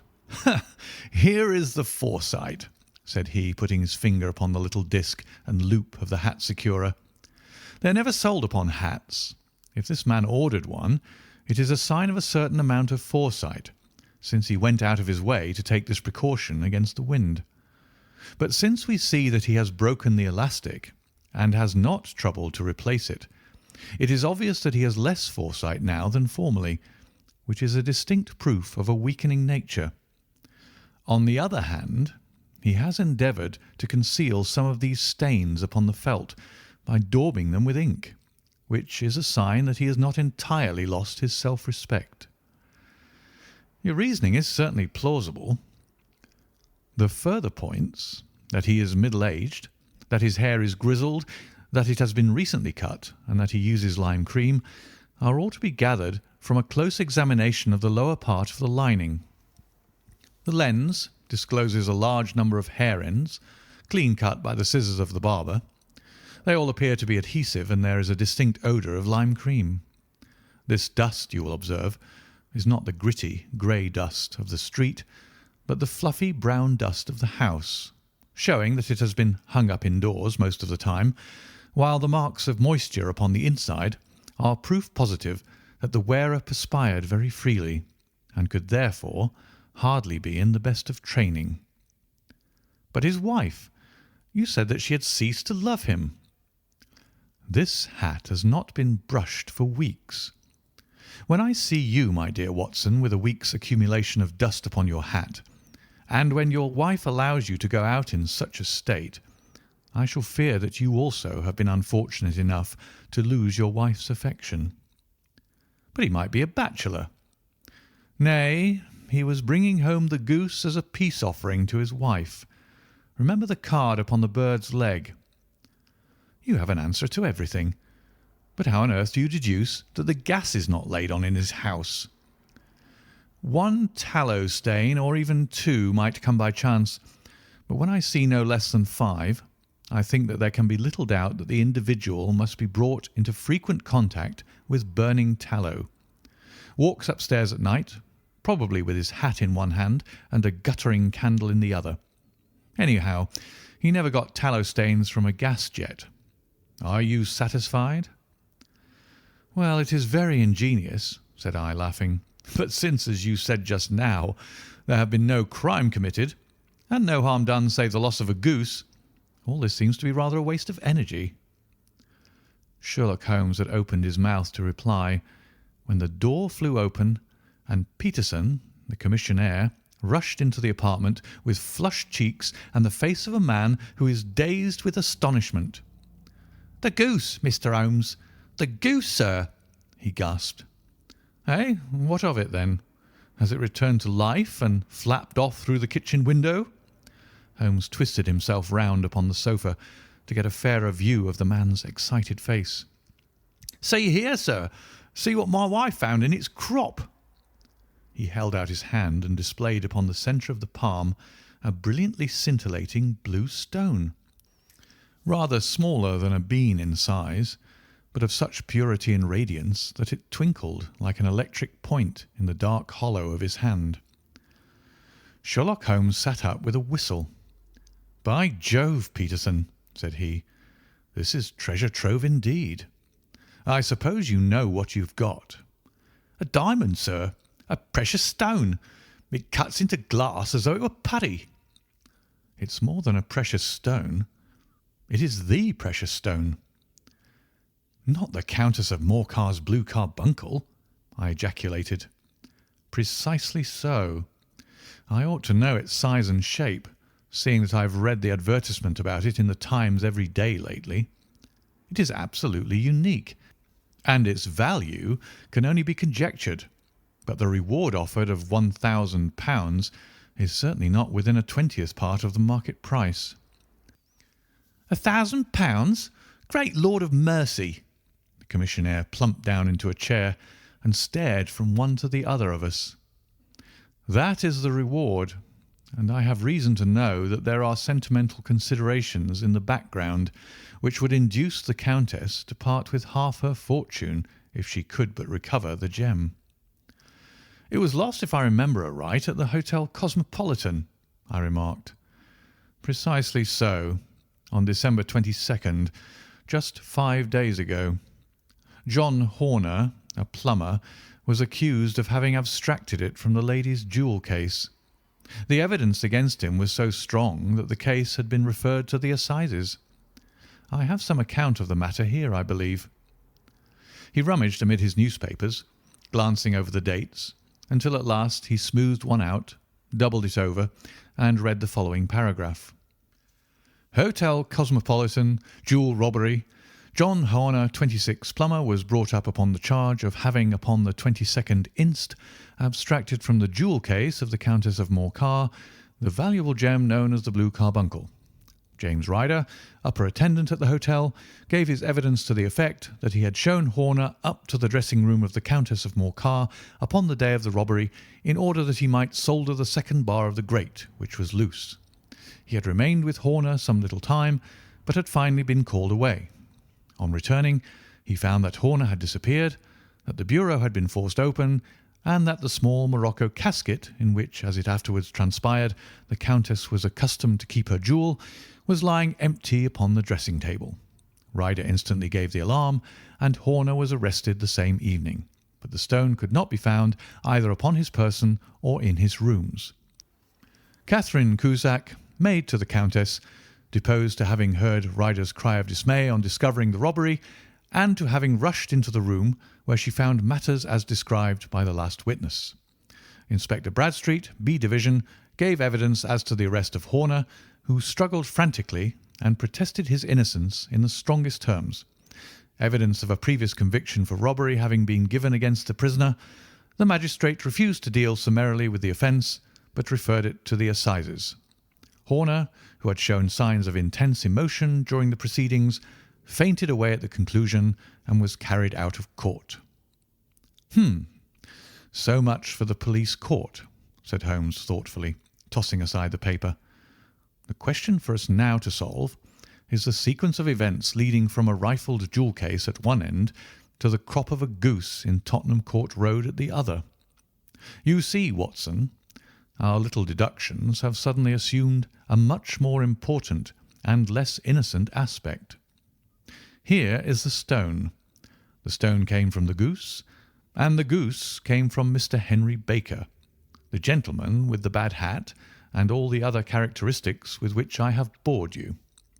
So now we must set ourselves very seriously to finding this gentleman and ascertaining what part he had played in this little mystery. To do this, we must try the simplest means first, and these lie undoubtedly in an advertisement in all the evening papers. If this fail, I shall have recourse to other methods. What will you say? Give me a pencil and that slip of paper. Now then, found at the corner of Goodge Street a goose and a black felt hat. Mr. Henry Baker can have the same by applying at 6:30 this evening at 221B Baker Street. That is clear and concise. Very. But will he see it? Well, he is sure to keep an eye on the papers, since to a poor man the loss was a heavy one. He was clearly so scared by his mischance in breaking the window and by the approach of Peterson that he thought of nothing but flight. But since then he must have bitterly regretted the impulse which caused him to drop his bird. Then again, the introduction of his name will cause him to see it, for everyone who knows him will direct his attention to it. Here you are, Peterson. Run down to the advertising agency and have this put in the evening papers. In which, sir? Oh, in the Globe, Star, Pall Mall, St. James's, Evening News, Standard, Echo, and any others that occur to you. Very well, sir. And this stone? Ah, yes. I shall keep the stone, Thank you. And I say, Peterson, just buy a goose on your way back and leave it here with me, for we must have one to give to this gentleman in place of the one which your family is now devouring." When the commissionaire had gone, Holmes took up the stone and held it against the light. "It's a bonny thing," said he. "Just see how it glints and sparkles. Of course, it is a nucleus and focus of crime. Every good stone is. They are the devil's pet baits. In the larger and older jewels, every facet may stand for a bloody deed. This stone is not yet 20 years old. It was found in the banks of the Arnoy River in southern China, and is remarkable in having every characteristic of the carbuncle, save that it is blue in shade instead of ruby red. In spite of its youth, it has already a sinister history. There have been 2 murders, a vitriol throwing, a suicide, and several robberies brought about for the sake of this 40-grain weight of crystallized charcoal. Who would think that so pretty a toy would be a purveyor to the gallows and the prison? I'll lock it up in my strong box now, and drop a line to the Countess to say that we have it. Do you think that this man Horner is innocent?" "I cannot tell." "Well, then, do you imagine that this other one, Henry Baker, had anything to do with the matter?" "It is, I think, much more likely that Henry Baker is an absolutely innocent man, who had no idea that the bird which he was carrying was of considerably more value than if it were made of solid gold. That, however, I shall determine by a very simple test if we have an answer to our advertisement." "And you can do nothing until then?" "Nothing." "In that case I shall continue my professional round. But I shall come back in the evening at the hour you have mentioned, for I should like to see the solution of so tangled a business." "Very glad to see you. I dine at 7. There is a woodcock, I believe. By the way, in view of recent occurrences, perhaps I ought to ask Mrs. Hudson to examine its crop." I had been delayed at a case, and it was a little after 6:30 when I found myself in Baker Street once more. As I approached the house, I saw a tall man in a Scotch bonnet, with a coat which was buttoned up to his chin, waiting outside in the bright semicircle which was thrown from the fanlight. Just as I arrived, the door was opened, and we were shown up together to Holmes's room. "Mr. Henry Baker, I believe," said he, rising from his armchair and greeting his visitor with the easy air of geniality which he could so readily assume. "Pray take this chair by the fire, Mr. Baker. It is a cold night, and I observe that your circulation is more adapted for summer than for winter. Ah, Watson, you have just come at the right time. Is that your hat, Mr. Baker?" "Yes, sir. That is undoubtedly my hat." He was a large man with a rounded shoulders, a massive head, and a broad, intelligent face, sloping down to a pointed beard of grizzled brown. A touch of red in nose and cheeks, with a slight tremor of his extended hand, recalled Holmes' surmise as to his habits. His rusty black frock coat was buttoned right up in front, with the collar turned up, and his lank wrists protruded from his sleeves without a sign of cuff or shirt.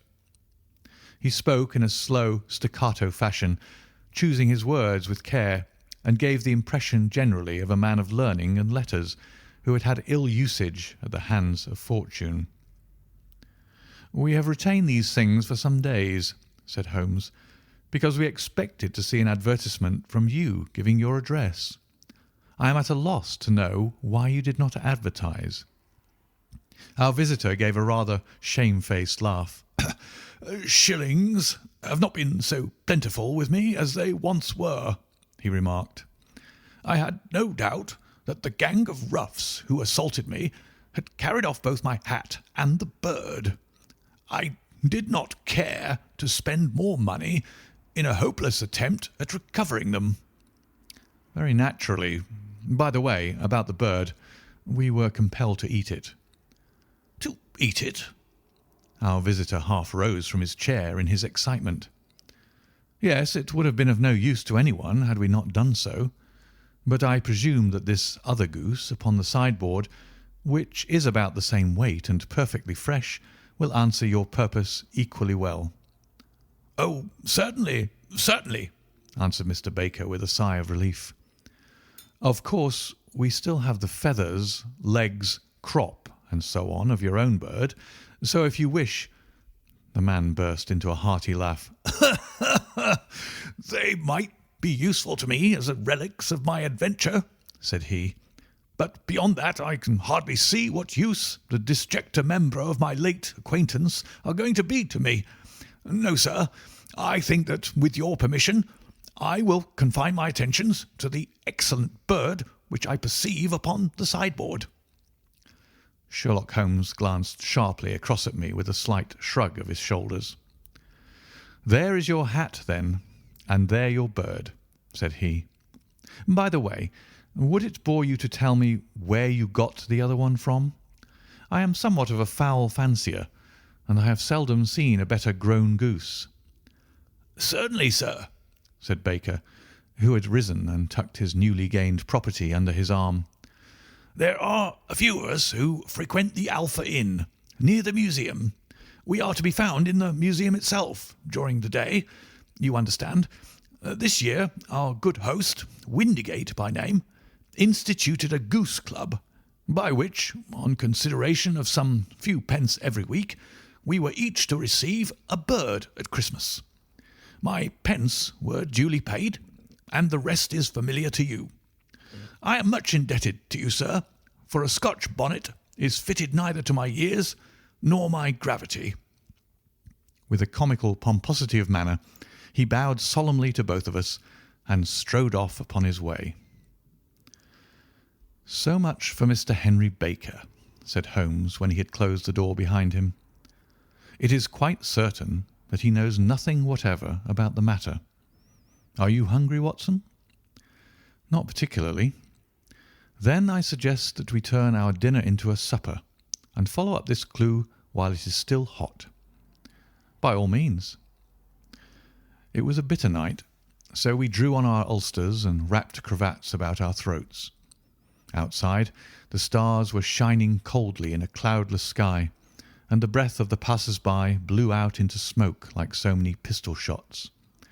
Our footfalls rang out crisply and loudly as we swung through the Doctor's Quarter, Wimpole Street, Harley Street, and so through Wigmore Street into Oxford Street. In a quarter of an hour we were in Bloomsbury at the Alpha Inn, which is a small public house at the corner of one of the streets which runs down into Holborn. Holmes pushed open the door of the private bar and ordered 2 glasses of beer from the ruddy-faced, white-aproned landlord. "Your beer should be excellent if it is as good as your geese," said he. "My geese?" The man seemed surprised. "Yes, I was speaking only half an hour ago to Mr. Henry Baker, who was a member of your goose club." "Oh, yes, I see. But you see, sir, them's not our geese." "Indeed. Whose, then?" "Well, I got the 2 dozen from a salesman in Covent Garden." "Indeed. I know some of them. Which was it?" "Breckenridge is his name." "Ah, I don't know him. Well, here's your good health, landlord, and prosperity to your house. Good night." "Now for Mr. Breckenridge," he continued, buttoning up his coat as we came out into the frosty air. "Remember, Watson, that though we have so homely a thing as a goose at one end of this chain, we have at the other a man who will certainly get 7 years' penal servitude unless we can establish his innocence. It is possible that our inquiry may but confirm his guilt, but in any case we have a line of investigation which has been missed by the police and which a singular chance has placed in our hands. Let us follow it out to the bitter end. Faces to the south, then, and quick march." We passed across Holborn, down Endell Street, and so through a zigzag of slums to Covent Garden Market. One of the largest stalls bore the name of Breckenridge upon it, and the proprietor, a horsey-looking man with a sharp face and trim side whiskers, was helping a boy to put up the shutters. "Good evening.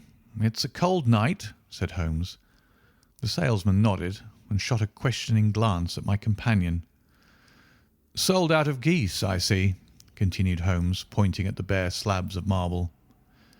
"Let you have 500 tomorrow morning." "That's no good." "Well, there are some on the stall with the gas flare." "Ah, but I was recommended to you." "Who by?" "The landlord of the Alpha." "Oh, yes. I sent him a couple of dozen." "Fine birds they were, too. Now, where did you get them from?" To my surprise, the question provoked a burst of anger from the salesman. "Now then, mister," said he, with his head cocked and his arms akimbo, "what are you driving at? Let's have it straight now." "It is straight enough. I should like to know who sold you the geese which you supplied to the Alpha." "Well, then, I shan't tell you. So now?" "Oh, it is a matter of no importance. But I don't know why you should be so warm over such a trifle." "Warm? You'd be as warm, maybe, if you were as pestered as I am. When I pay good money for a good article, there should be an end of the business.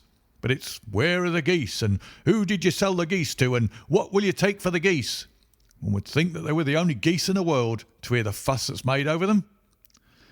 "Well, I have no connection with any other people who have been making inquiries," said Holmes carelessly. "If you won't tell us, the bet is off, that is all. But I'm always ready to back my opinion on a matter of fowls, and I have a fiver on it that the bird I ate is country bred." "Well, then, you lost your fiver, for it's town bred," snapped the salesman. "It's nothing of the kind." "I say it is." "I don't believe it." "Do you think you know more about fowls than I, who have handled them ever since I was a nipper? I tell you, all those birds that went to the Alpha were town bred." "You'll never persuade me to believe that." "Will you bet, then?" "It's merely taking your money, for I know that I'm right. But I'll have a sovereign on with you, just to teach you not to be obstinate." The salesman chuckled grimly. "Bring me the books, Bill," said he.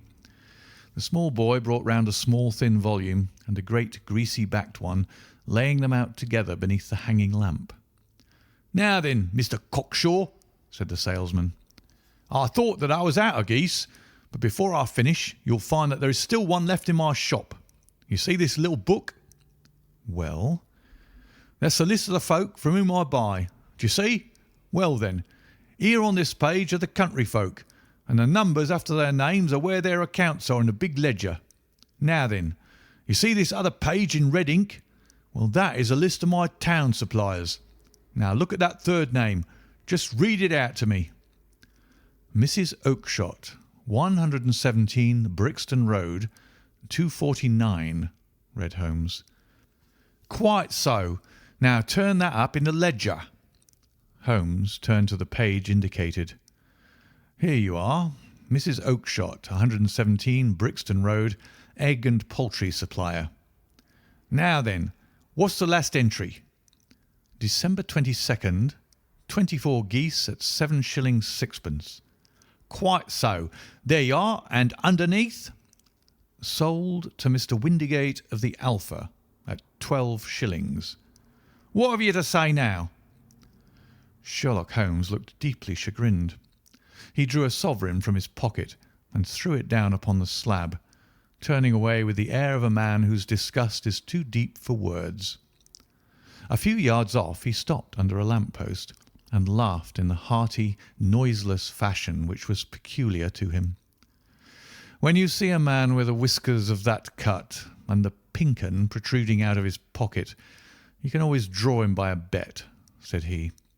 "I dare say that if I had put £100 down in front of him, that man would not have given me such complete information as was drawn from him by the idea that he was doing me on a wager. Well, Watson, we are, I fancy, nearing the end of our quest, and the only point which remains to be determined is whether we should go on to this Mrs. Oakshott to-night, or whether we should reserve it for tomorrow.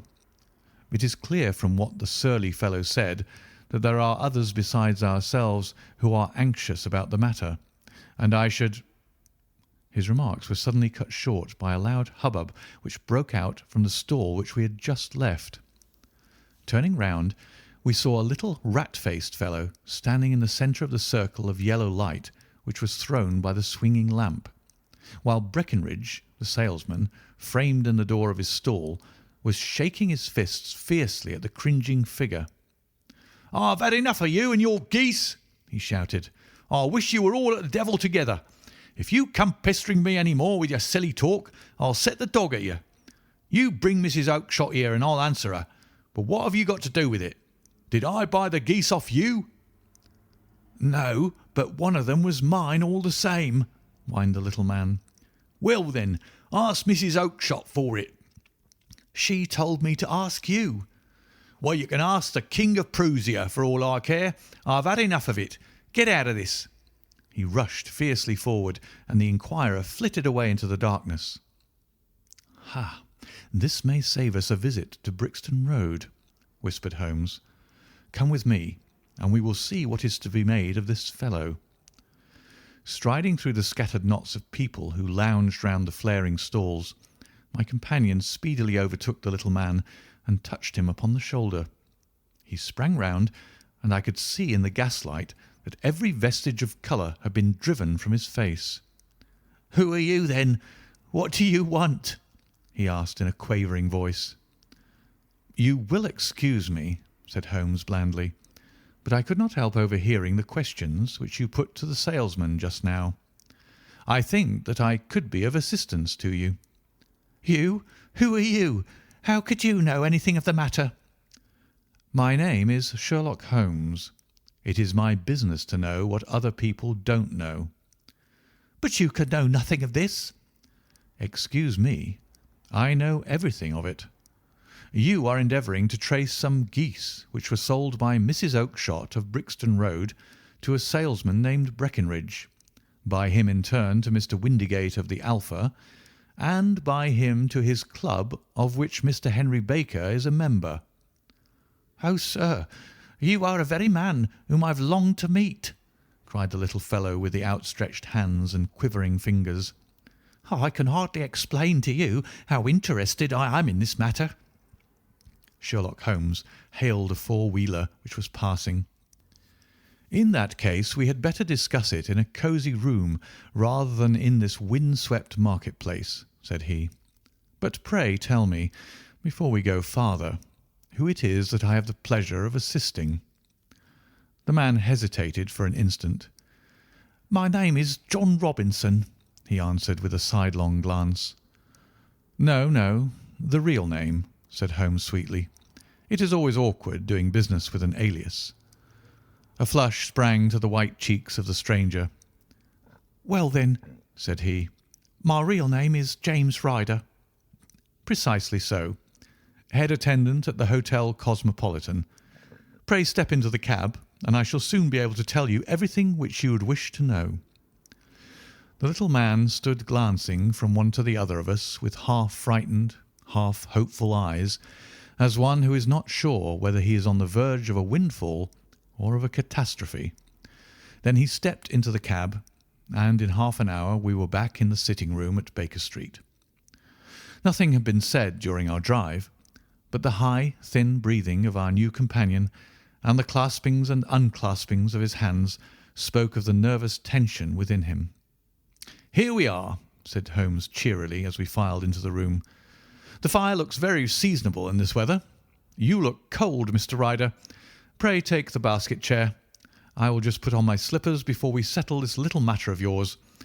Now then, you want to know what became of those geese?" "Yes, sir."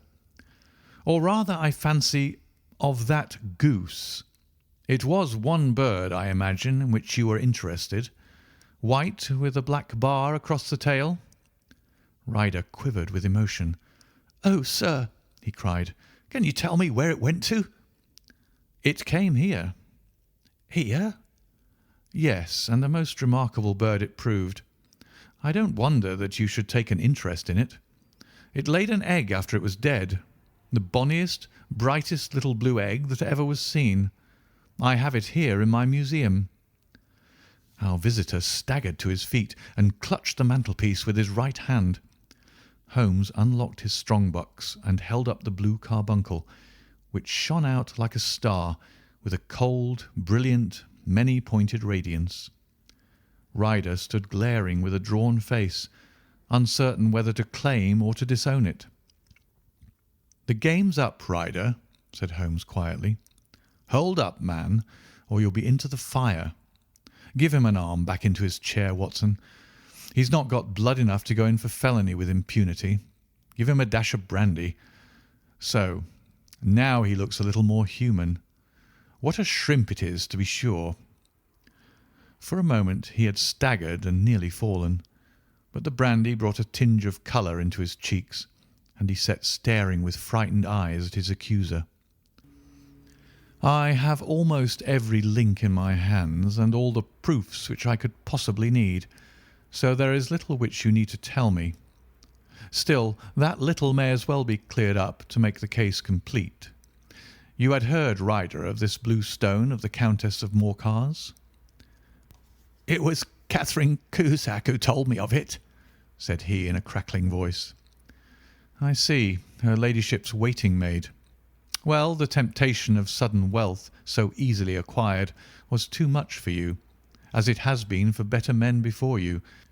But you were not very scrupulous in the means you used. It seems to me, Ryder, that there is the making of a very pretty villain in you. You knew that this man Horner, the plumber, had been concerned in some such matter before, and that suspicion would rest the more readily upon him. What did you do then? You made some small job in my lady's room, you and your confederate Cusack, and you managed that he should be the man sent for. Then, when he had left, you rifled the jewel case, raised the alarm, and had this unfortunate man arrested. You then—" Ryder threw himself down suddenly upon the rug and clutched at my companion's knees. "For God's sake, have mercy!" he shrieked. "Think of my father, of my mother. It would break their hearts. I never went wrong before. I never will again. I swear it. I'll swear it on a Bible. Oh, don't bring it into court. For Christ's sake, don't." "Get back in your chair," said Holmes sternly.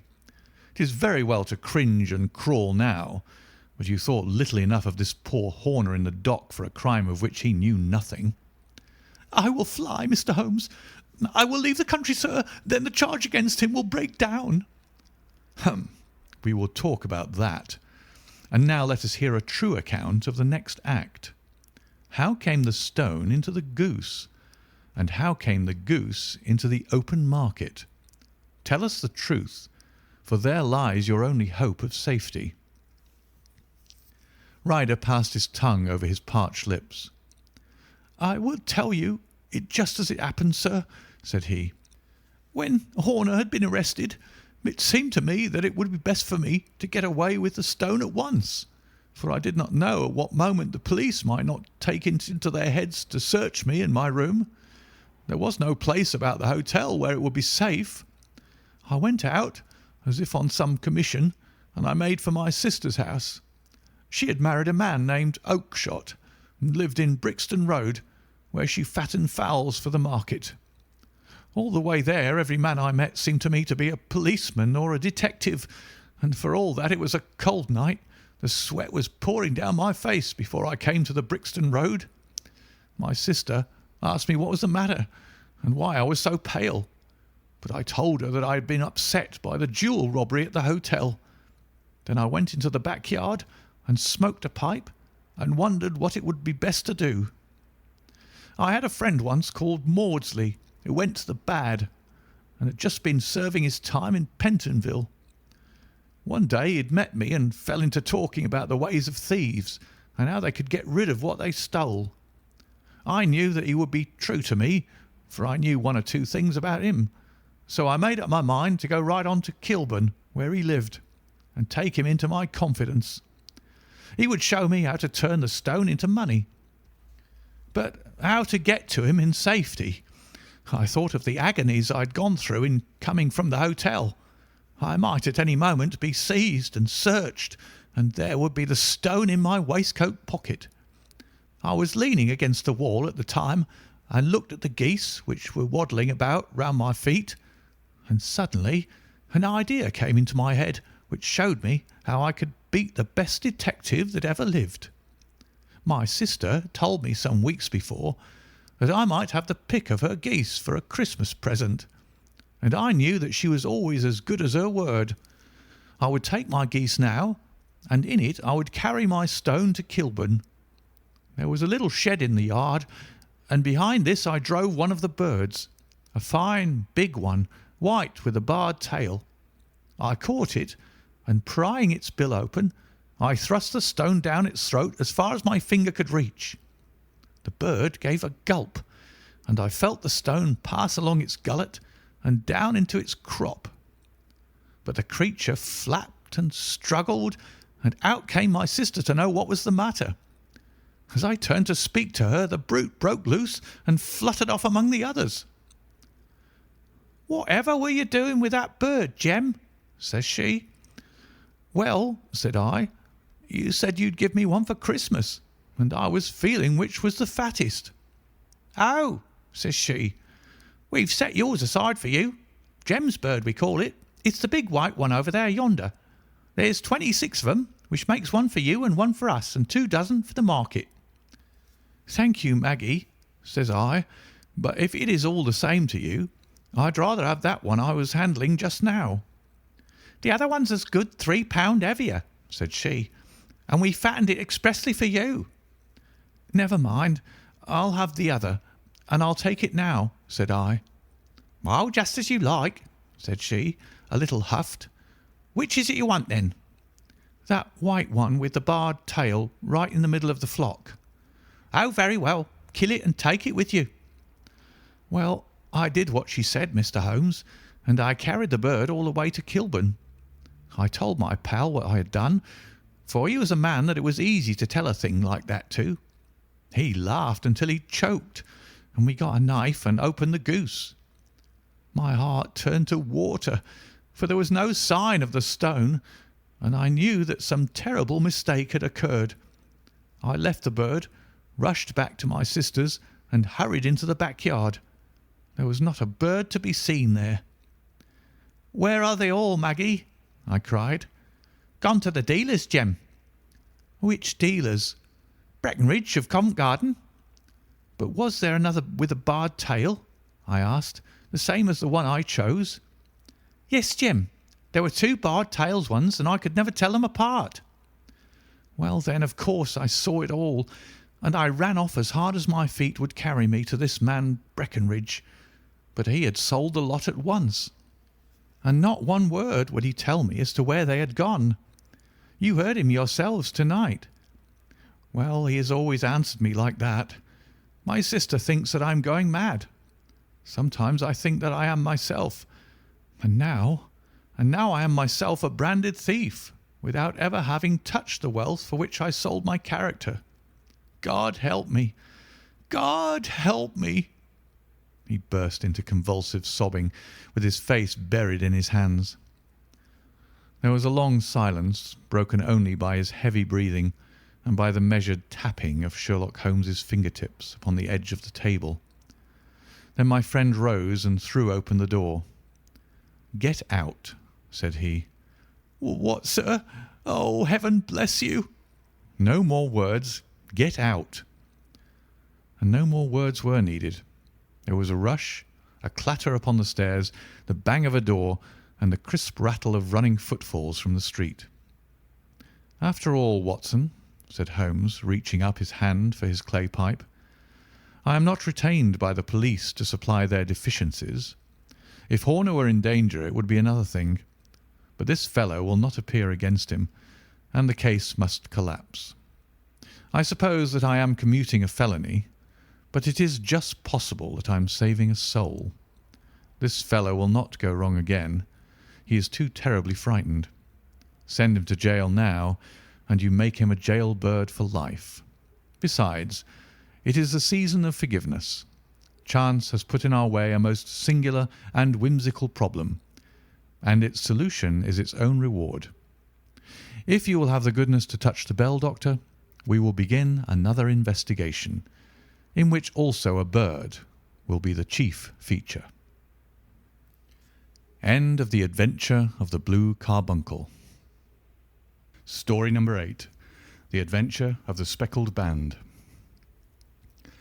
On glancing over my notes of the 70-odd cases in which I have during the last 8 years studied the methods of my friend Sherlock Holmes, I find many tragic, some comic, a large number merely strange, but none commonplace, for working as he did rather for the love of his art than for the acquirement of wealth, he refused to associate himself with any investigation which did not tend towards the unusual and even the fantastic. Of all these varied cases, however, I cannot recall any which presented more singular features than that which was associated with the well-known Surrey family of the Roylotts of Stoke Moran. The events in question occurred in the early days of my association with Holmes, when we were sharing rooms as bachelors in Baker Street. It is possible that I might have placed them upon record before, but a promise of secrecy was made at the time, from which I have only been freed during the last month by the untimely death of the lady to whom the pledge was given. It is perhaps as well that the facts should now come to light, for I have reasons to know that there are widespread rumours as to the death of Dr. Grimsby Roylott, which tend to make the matter even more terrible than the truth. It was early in April in the year '83 that I woke one morning to find Sherlock Holmes standing fully dressed by the side of my bed. He was a late riser, as a rule, and as the clock on the mantelpiece showed me that it was only 7:15, I blinked up at him in some surprise, and perhaps just a little resentment, for I was myself regular in my habits.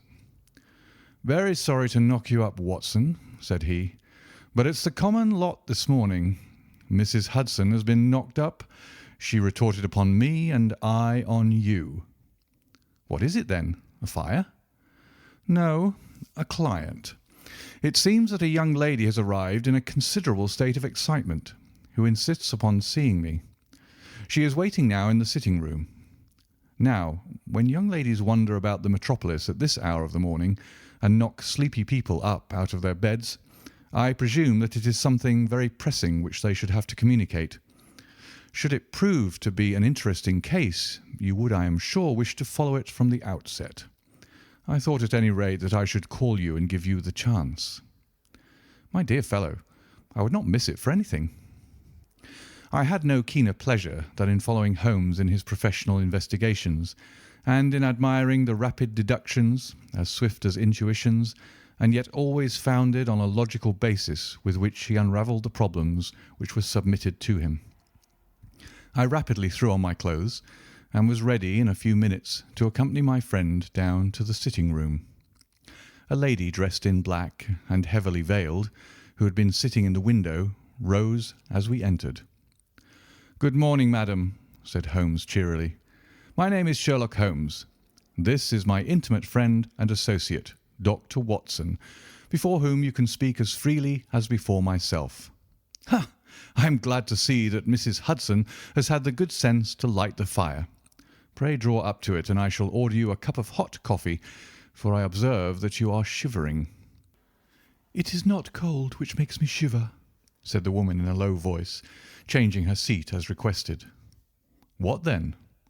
"It is fear, Mr. Holmes. It is terror."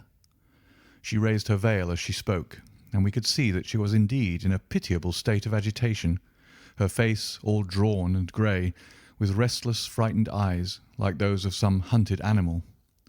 Her features and figure were those of a woman of 30, but her hair was shot with premature grey, and her expression was weary and haggard. Sherlock Holmes ran her over with one of his quick, all-comprehensive glances. "You must not fear," said he soothingly, bending forward and patting her forearm. "We shall soon set matters right, I have no doubt. You have come in by train this morning, I see?" "You know me, then?" "No, but I observed the second half of a return ticket in the palm of your left glove. You must have started early, and yet you had a good drive in a dog-cart along heavy roads before you reached the station."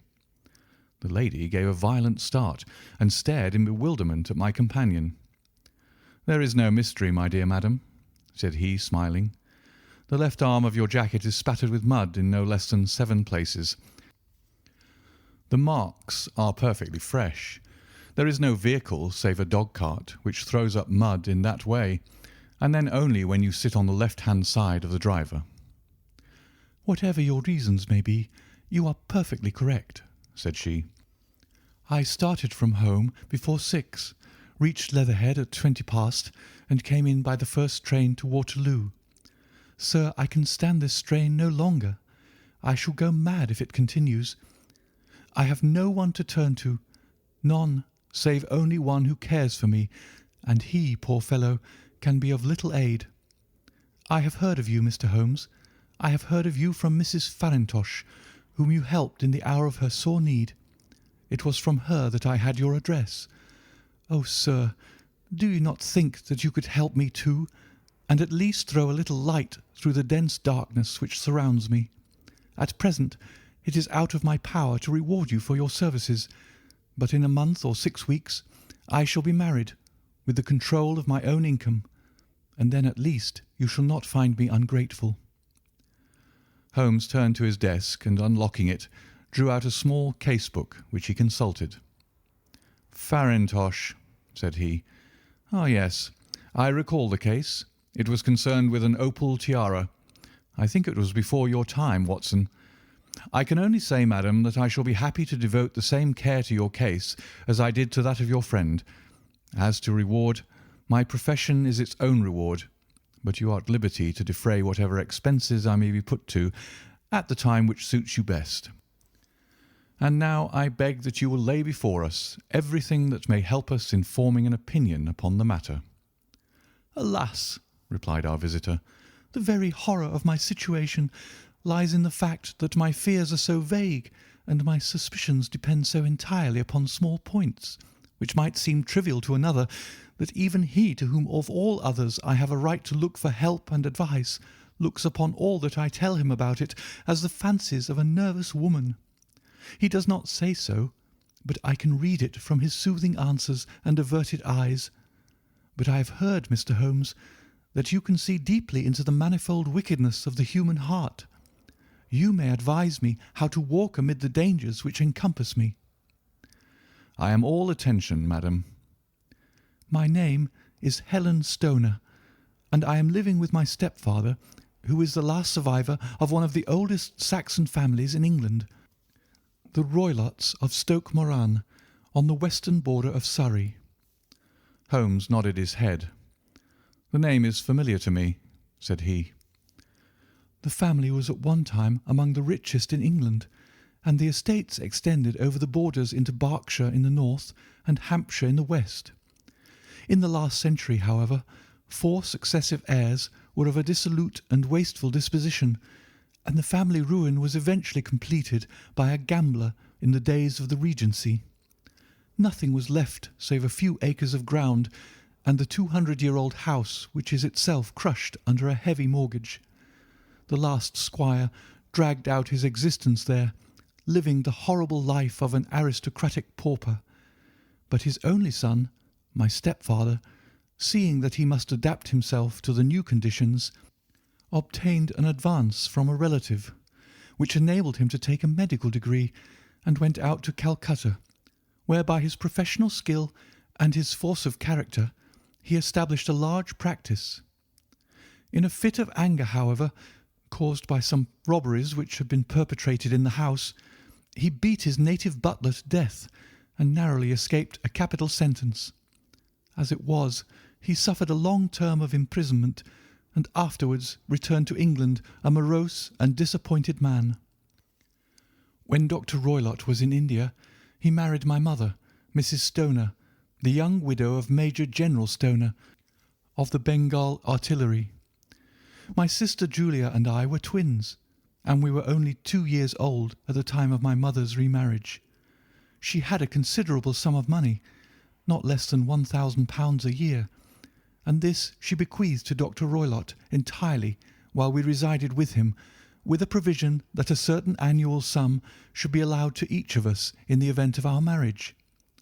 Shortly after our return to England, my mother died. She was killed 8 years ago in a railway accident near Crewe. Dr. Roylott then abandoned his attempts to establish himself in practice in London, and took us to live with him in the old ancestral house at Stoke Moran. The money which my mother had left was enough for all our wants, and there seemed to be no obstacle to our happiness. But a terrible change came over our stepfather about this time. Instead of making friends and exchanging visits with our neighbours, who had at first been overjoyed to see a Roylott of Stoke Moran back in the old family seat, he shut himself up in his house and seldom came out, save to indulge in ferocious quarrels with whoever might cross his path.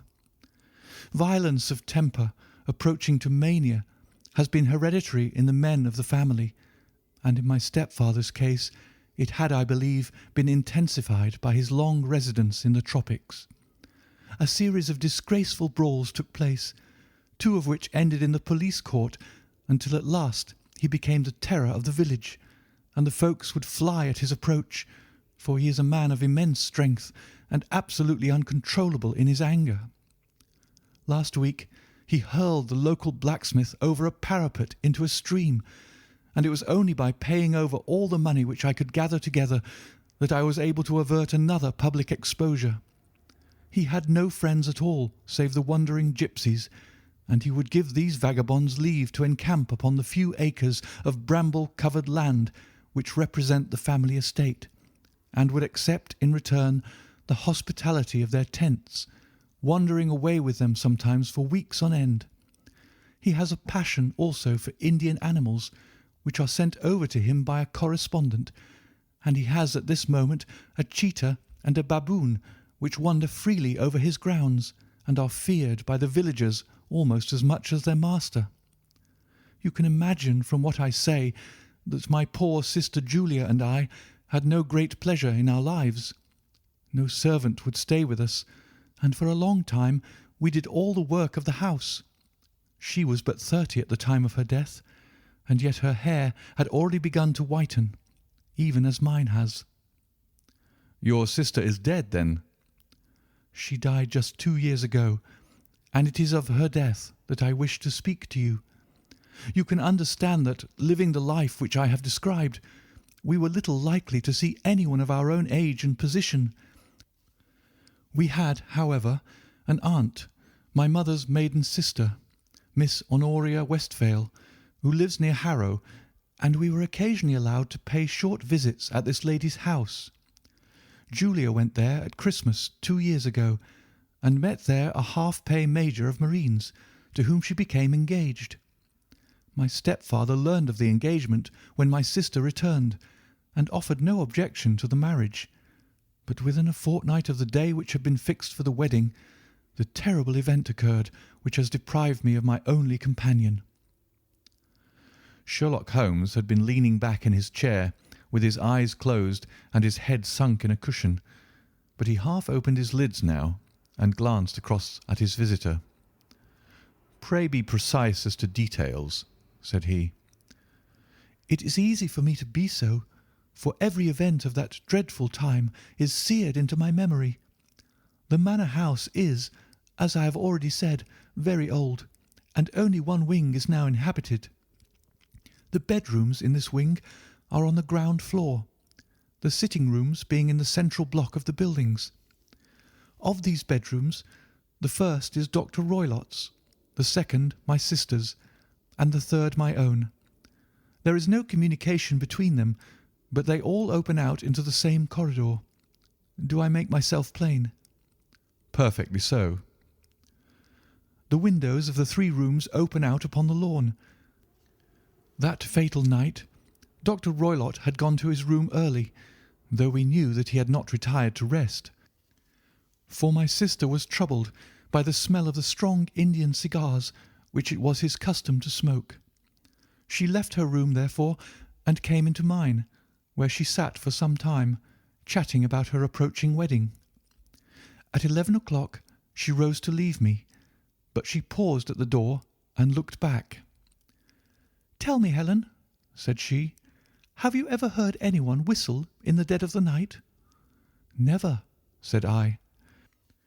"I suppose that you could not possibly whistle yourself in your sleep?" "Certainly not. But why?" "Because during the last few nights I have always, about 3 in the morning, heard a low, clear whistle. I am a light sleeper, and it has awakened me. I cannot tell where it came from, perhaps from the next room, perhaps from the lawn. I thought that I would just ask you whether you had heard it." "No, I have not. It must be those wretched gipsies in the plantation." "Very likely, and yet if it were on the lawn, I wonder that you did not hear it also." "Ah, but I sleep more heavily than you." "Well, it is of no great consequence at any rate." She smiled back at me, closed my door, and a few moments later I heard her key turn in the lock. "Indeed," said Holmes. "Was it your custom always to lock yourselves in at night?" "Always." "And why?" "I think that I mentioned to you that the doctor kept a cheetah and a baboon. We had no feeling of security unless our doors were locked." "Quite so. Pray proceed with your statement." "I could not sleep that night. A vague feeling of impending misfortune impressed me. My sister and I, you will recollect, were twins, and you know how subtle are the links which bind two souls which are so closely allied. It was a wild night. The wind was howling outside, and the rain was beating and splashing against the windows. Suddenly, amid all the hubbub of the gale, there burst forth the wild scream of a terrified woman. I knew that it was my sister's voice. I sprang from my bed, wrapped a shawl around me, and rushed into the corridor. As I opened my door, I seemed to hear a low whistle, such as my sister described, and a few moments later a clanging sound, as if a mass of metal had fallen. As I ran down the passage, my sister's door was unlocked and revolved slowly upon its hinges. I stared at it, horror-stricken, not knowing what was about to issue from it. By the light of the corridor lamp, I saw my sister appear at the opening, her face blanched with terror, her hands groping for help, her whole figure swaying to and fro like that of a drunkard. I ran to her and threw my arms around her, but at that moment her knees seemed to give way and she fell to the ground. She writhed as one who is in terrible pain, and her limbs were dreadfully convulsed. At first I thought that she had not recognized me, but as I bent over her, she suddenly shrieked out in a voice which I shall never forget, "Oh, my God, Helen! It was the band, the Speckled Band!"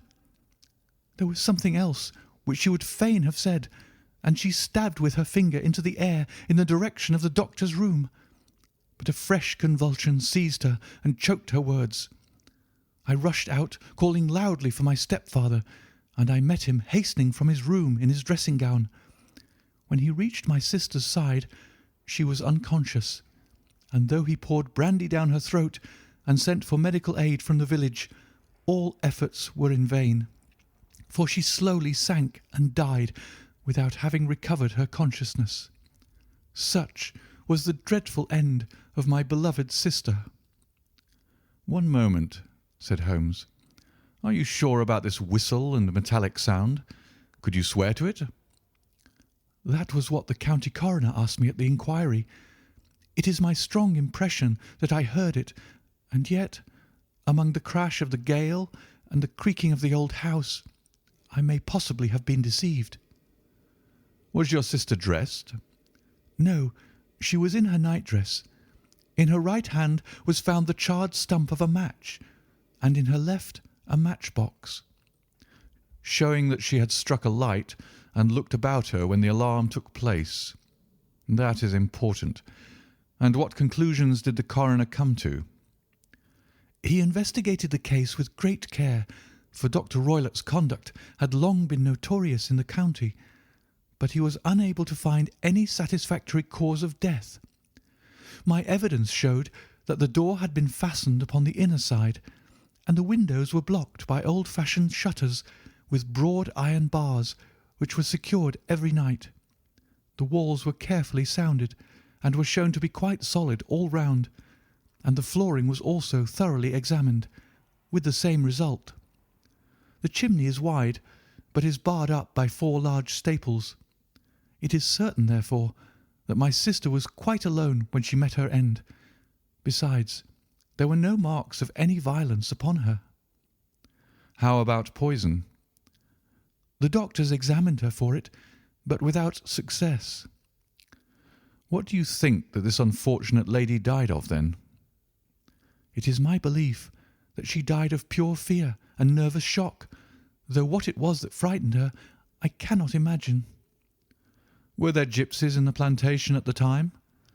Yes, there are nearly always some there. Ah, and what did you gather from this allusion to a band, a speckled band? Sometimes I have thought that it was merely the wild talk of delirium, sometimes that it may have referred to some band of people, perhaps to these very gipsies in the plantation. I do not know whether the spotted handkerchiefs which so many of them wear over their heads might have suggested the strange adjective which she used. Holmes shook his head like a man who is far from being satisfied. "These are very deep waters," said he. "Pray, go on with your narrative." 2 years have passed since then, and my life has been until lately lonelier than ever. A month ago, however, a dear friend, whom I have known for many years, has done me the honour to ask my hand in marriage. His name is Armitage, Percy Armitage, the second son of Mr. Armitage of Crane Water, near Reading. My stepfather has offered no opposition to the match, and we are to be married in the course of the spring. 2 days ago, some repairs were started in the west wing of the building, and my bedroom wall has been pierced, so that I have had to move into the chamber in which my sister died, and to sleep in the very bed in which she slept. Imagine, then, my thrill of terror when last night, as I lay awake thinking over her terrible fate, I suddenly heard in the silence of the night the low whistle which had been the herald of her own death. I sprang up and lit the lamp, but nothing was to be seen in the room. I was too shaken to go to bed again, however, so I dressed, and as soon as it was daylight I slipped down, got a dog-cart at the Crown Inn, which is opposite, and drove to Leatherhead, from whence I have come on this morning with the one object of seeing you and asking your advice." "You have done wisely," said my friend. "But have you told me all?" "Yes, all." "Miss Roylott, you have not. You are screening your stepfather." "Why? What do you mean?" For answer, Holmes pushed back the frill of black lace which fringed the hand that lay upon our visitor's knee. 5 little livid spots, the marks of 4 fingers and a thumb, were printed upon the white wrist. "You have been cruelly used," said Holmes. The lady coloured deeply and covered over her injured wrist. "He is a hard man," she said, "and perhaps he hardly knows his own strength." There was a long silence, during which Holmes leaned his chin upon his hands and stared into the crackling fire. "This is a very deep business," he said at last. "There are 1,000 details which I should desire to know before I decide upon our course of action. Yet we have not a moment to lose. If we were to come to Stoke Moran to-day, would it be possible for us to see over these rooms without the knowledge of your stepfather?" "As it happens, he spoke of coming into town to-day upon some most important business. It is probable that he will be away all day, and that there would be nothing to disturb you.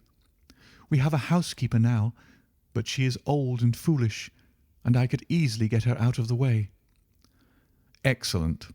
You are not averse to this trip, Watson?" "By no means." "Then we shall both come. What are you going to do yourself?" "I have 1 or 2 things which I would wish to do now that I am in town, but I shall return by the 12 o'clock train, so as to be there in time for your coming." "And you may expect us early in the afternoon. I have myself some small business matters to attend to. Will you not wait and breakfast?" "No, I must go. My heart is lightened already since I have confided my trouble to you. I shall look forward to seeing you again this afternoon." She dropped her thick black veil over her face and glided from the room. "And what do you think of it all, Watson?" asked Sherlock Holmes, leaning back in his chair. "It seems to me to be a most dark and sinister business." "Dark enough and sinister enough. Yet if the lady is correct in saying that the flooring and walls are sound, and that the door, window, and chimney are impassable, then her sister must have been undoubtedly alone when she met her mysterious end. What becomes, then, of these nocturnal whistles, and what of the very peculiar words of the dying woman? I cannot think. When you combine the ideas of whistles at night, the presence of a band of gipsies who are on intimate terms with this old doctor, the fact that we have every reason to believe that the doctor has an interest in preventing his stepdaughter's marriage, the dying allusion to a band, and finally the fact that Miss Helen Stoner heard a metallic clang, which might have been caused by one of those metal bars that secured the shutters falling back into its place, I think that there is good ground to think that the mystery may be cleared along those lines. But what then did the gipsies do? I cannot imagine. I see many objections to any such theory. And so do I. It is precisely for that reason that we are going to Stoke Moran this day. I want to see whether the objections are fatal, or if they may be explained away. But what in the name of the devil? The ejaculation had been drawn from my companion by the fact that our door had been suddenly dashed open and that a huge man had framed himself in the aperture. His costume was a peculiar mixture of the professional and of the agricultural, having a black top hat, a long frock coat, and a pair of high gaiters, with a hunting crop swinging in his hand. So tall was he that his hat actually brushed the crossbar of the doorway, and his breadth seemed to span it across from side to side. A large face, seared with 1,000 wrinkles, burned yellow with the sun, and marked with every evil passion, was turned from one to the other of us, while his deep-set, bile-shot eyes and his high, thin, fleshless nose gave him somewhat the resemblance to a fierce old bird of prey. "Which of you is Holmes?" asked this apparition. "My name, sir, but you have the advantage of me," said my companion quietly. "I am Dr. Grimsby Roylott of Stoke Moran." "Indeed, doctor," said Holmes blandly. "Pray take a seat." "I will do nothing of the kind. My stepdaughter has been here. I have traced her. What has she been saying to you?" "It is a little cold for the time of year," said Holmes. "What has she been saying to you?" screamed the old man furiously. "But I have heard that the crocuses promise well," continued my companion imperturbably. "Ha! You put me off, do you?" said our new visitor, taking a step forward and shaking his hunting crop. "I know you, you scoundrel. I've heard of you before. You are Holmes the meddler." My friend smiled. "Holmes the busybody." His smile broadened. "Holmes the Scotland Yard Jack-in-Office." Holmes chuckled heartily. "Your conversation is most entertaining," said he. "When you go out, close the door, for there is a decided draught." "I will go when I've said my say. Don't you dare to meddle with my affairs. I know that Miss Stoner has been here. I traced her. I am a dangerous man to fall foul of. See here." He stepped swiftly forward, seized the poker, and bent it into a curve with his huge brown hands. "See that you keep yourself out of my grip," he snarled, and hurling the twisted poker into the fireplace, he strode out of the room. "He seems a very amiable person," said Holmes, laughing. "I'm not quite so bulky, but if he had remained, I might have shown him that my grip was not much more feeble than his own." As he spoke, he picked up the steel poker and, with a sudden effort, straightened it out again. Fancy his having the insolence to confound me with the official detective force. This incident gives zest to our investigation, however, and I only trust that our little friend will not suffer from her imprudence in allowing this brute to trace her. And now, Watson, we shall order breakfast, and afterwards I shall walk down to Doctors' Commons, where I hope to get some data which may help us in this matter. It was nearly 1 o'clock when Sherlock Holmes returned from his excursion. He held in his hand a sheet of blue paper, scrawled over with notes and figures. "I have seen the will of the deceased wife," said he. "To determine its exact meaning, I have been obliged to work out the present prices of the investments with which it is concerned. The total income, which at the time of the wife's death was little short of £1,100, is now, through the fall of agricultural prices, not more than £750. Each daughter can claim an income of £250 in case of marriage. It is evident, therefore, that if both girls had married, this beauty would have had a mere pittance, while even one of them would cripple him to a very serious extent. My morning's work has not been wasted, since it has proved that he has the very strongest motives for standing in the way of anything of the sort. And now, Watson, this is too serious for dawdling, especially as the old man is aware that we are interesting ourselves in his affairs. So, if you are ready, we shall call a cab and drive to Waterloo. I should be very much obliged if you would slip your revolver into your pocket. An Ely's No. 2 is in an excellent argument with gentlemen who can twist steel pokers into knots. That and a toothbrush are, I think, all that we need. At Waterloo we were fortunate in catching a train for Leatherhead, where we hired a trap at the station inn and drove for 4 or 5 miles through the lovely Surrey lanes. It was a perfect day, with a bright sun and a few fleecy clouds in the heavens. The trees and wayside hedges were just throwing out their first green shoots, and the air was full of a pleasant smell of the moist earth. To me, at least, there was a strange contrast between the sweet promise of the spring and this sinister quest upon which we were engaged. My companion sat in the front of the trap, his arms folded, his hat pulled down over his eyes, and his chin sunk upon his breast, buried in the deepest thought. Suddenly, however, he started, tapped me on the shoulder, and pointed over the meadows. "Look there," said he. A heavily timbered park stretched up in a gentle slope, thickening into a grove at the highest point. From amid the branches there jutted out the grey gables and high roof tree of a very old mansion. "Stoke Moran?" said he. "Yes, sir, that be the house of Dr. Grimsby Roylott," remarked the driver. "There is some building going on there," said Holmes. "That is where we are going." "There's the village," said the driver, pointing to a cluster of roofs some distance to the left. "But if you want to get to the house, you'll find it shorter to get over this stile, and so by the footpath over the fields. There it is, where the lady is walking." "And the lady, I fancy, is Miss Stoner," observed Holmes, shading his eyes. "Yes, I think we had better do as you suggest." We got off, paid our fare, and the trap rattled back on its way to Leatherhead. "I thought it as well," said Holmes as we climbed the stile, "that this fellow should think we had come here as architects, or on some definite business. It may stop his gossip. Good afternoon, Miss Stoner.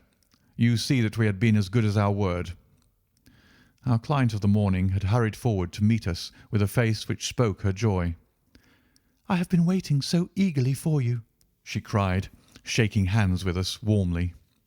"All has turned out splendidly.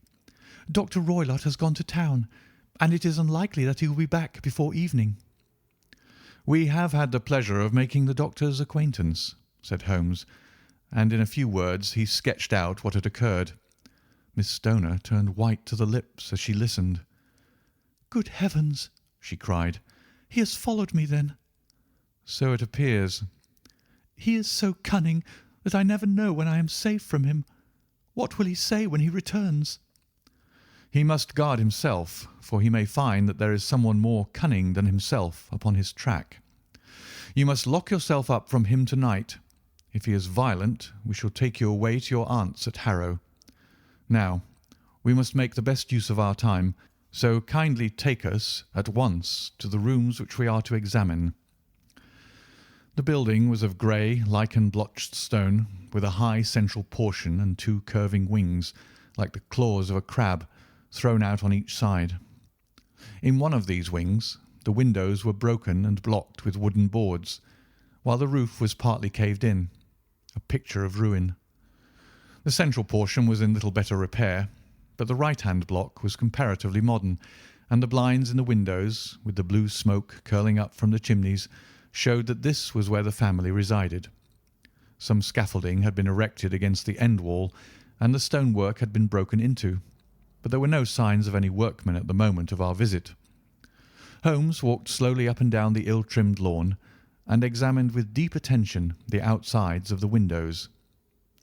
"This, I take it, belongs to the room in which you used to sleep, the centre one to your sisters, and the one next to the main building to Dr. Roylott's chamber." "Exactly so, but I am now sleeping in the middle one." "Pending the alterations, as I understand. By the way, there does not seem to be any very pressing need for repairs at that end wall." "There were none. I believe that it was an excuse to move me from my room." "Ah, that is suggestive. Now, on the other side of this narrow wing runs the corridor from which these 3 rooms open. There are windows in it, of course." "Yes, but very small ones, too narrow for anyone to pass through." "As you both locked your doors at night, your rooms were unapproachable from that side. Now, would you have the kindness to go into your room and bar your shutters?" Miss Stoner did so, and Holmes, after a careful examination through the open window, endeavoured in every way to force the shutter open, but without success. There was no slit through which a knife could be passed to raise the bar. Then with his lens he tested the hinges, but they were of solid iron, built firmly into the massive masonry. Said he, scratching his chin in some perplexity. "My theory certainly presents some difficulties. No one could pass these shutters if they were bolted. Well, we shall see if the inside throws any light upon the matter." A small side door led into the whitewashed corridor from which the 3 bedrooms opened. Holmes refused to examine the 3rd chamber, so we passed at once to the 2nd, that in which Miss Stoner was now sleeping, and in which her sister had met with her fate. It was a homely little room, with a low ceiling and a gaping fireplace, after the fashion of old country houses. A brown chest of drawers stood in one corner, a narrow white counterpaned bed in another, and a dressing table on the left-hand side of the window. These articles, with 2 small wicker-work chairs, made up all the furniture in the room, save for a square of Wilton carpet in the centre. The boards round and the panelling of the walls were of brown, worm-eaten oak, so old and discoloured that it may have dated from the original building of the house. Holmes drew one of the chairs into a corner and sat silent, while his eyes travelled round and up and down, taking in every detail of the apartment. "Where does that bell communicate with?" he asked at last, pointing to a thick bell rope which hung down beside the bed, the tassel actually lying upon the pillow. "It goes to the housekeeper's room." "It looks newer than the other things." "Yes, it was only put there a couple of years ago." "Your sister asked for it, I suppose?" "No, I never heard of her using it. We used always to get what we wanted for ourselves." "Indeed. It seemed unnecessary to put so nice a bell pull there. You will excuse me for a few minutes while I satisfy myself as to this floor." He threw himself down upon his face with his lens in his hand and crawled swiftly backward and forward, examining minutely the cracks between the boards. Then he did the same with the woodwork with which the chamber was panelled. Finally, he walked over to the bed and spent some time in staring at it and in running his eye up and down the wall. Finally, he took the bell rope in his hand and gave it a brisk tug. "Why, it's a dummy," said he. "Won't it ring?" "No, it is not even attached to a wire. This is very interesting. You can see now that it is fastened to a hook just above where the little opening for the ventilator is." "How very absurd! I never noticed that before." "Very strange," muttered Holmes, pulling at the rope. "There are 1 or 2 very singular points about this room.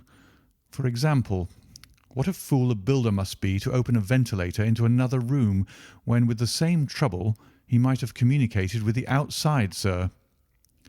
"That is also quite modern," said the lady.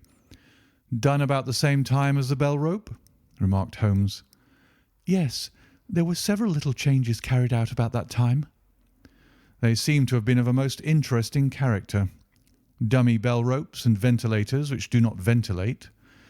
With your permission, Miss Stoner, we shall now carry our researches into the inner apartment."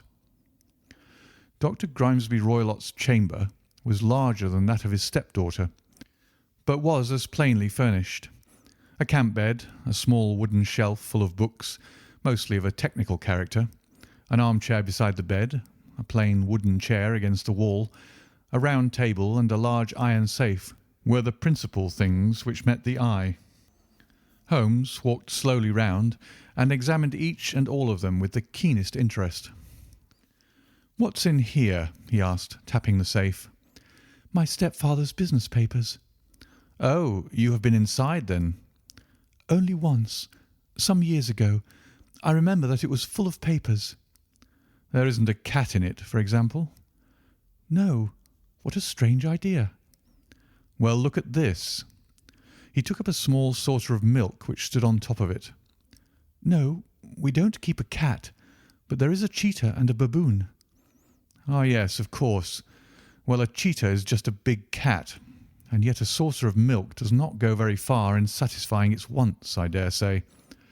There is one point which I should wish to determine." He squatted down in front of the wooden chair and examined the seat of it with the greatest attention. "Thank you. That is quite settled," said he, rising and putting his lens in his pocket. "Hullo! There is something interesting." The object which had caught his eye was a small dog lash hung on one corner of the bed.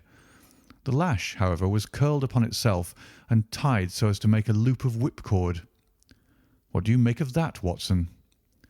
"It's a common enough lash, but I don't know why it should be tied." "That is not quite so common, is it? Ah me, it's a wicked world, and when a clever man turns his brains to crime, it is the worst of all. I think that I have seen enough now, Miss Stoner, and with your permission we shall walk out upon the lawn." I had never seen my friend's face so grim or his brow so dark as it was when we turned from the scene of this investigation. We had walked several times up and down the lawn, neither Miss Stoner nor myself liking to break in upon his thoughts before he roused himself from his reverie. "It is very essential, Miss Stoner," said he, "that you should absolutely follow my advice in every respect."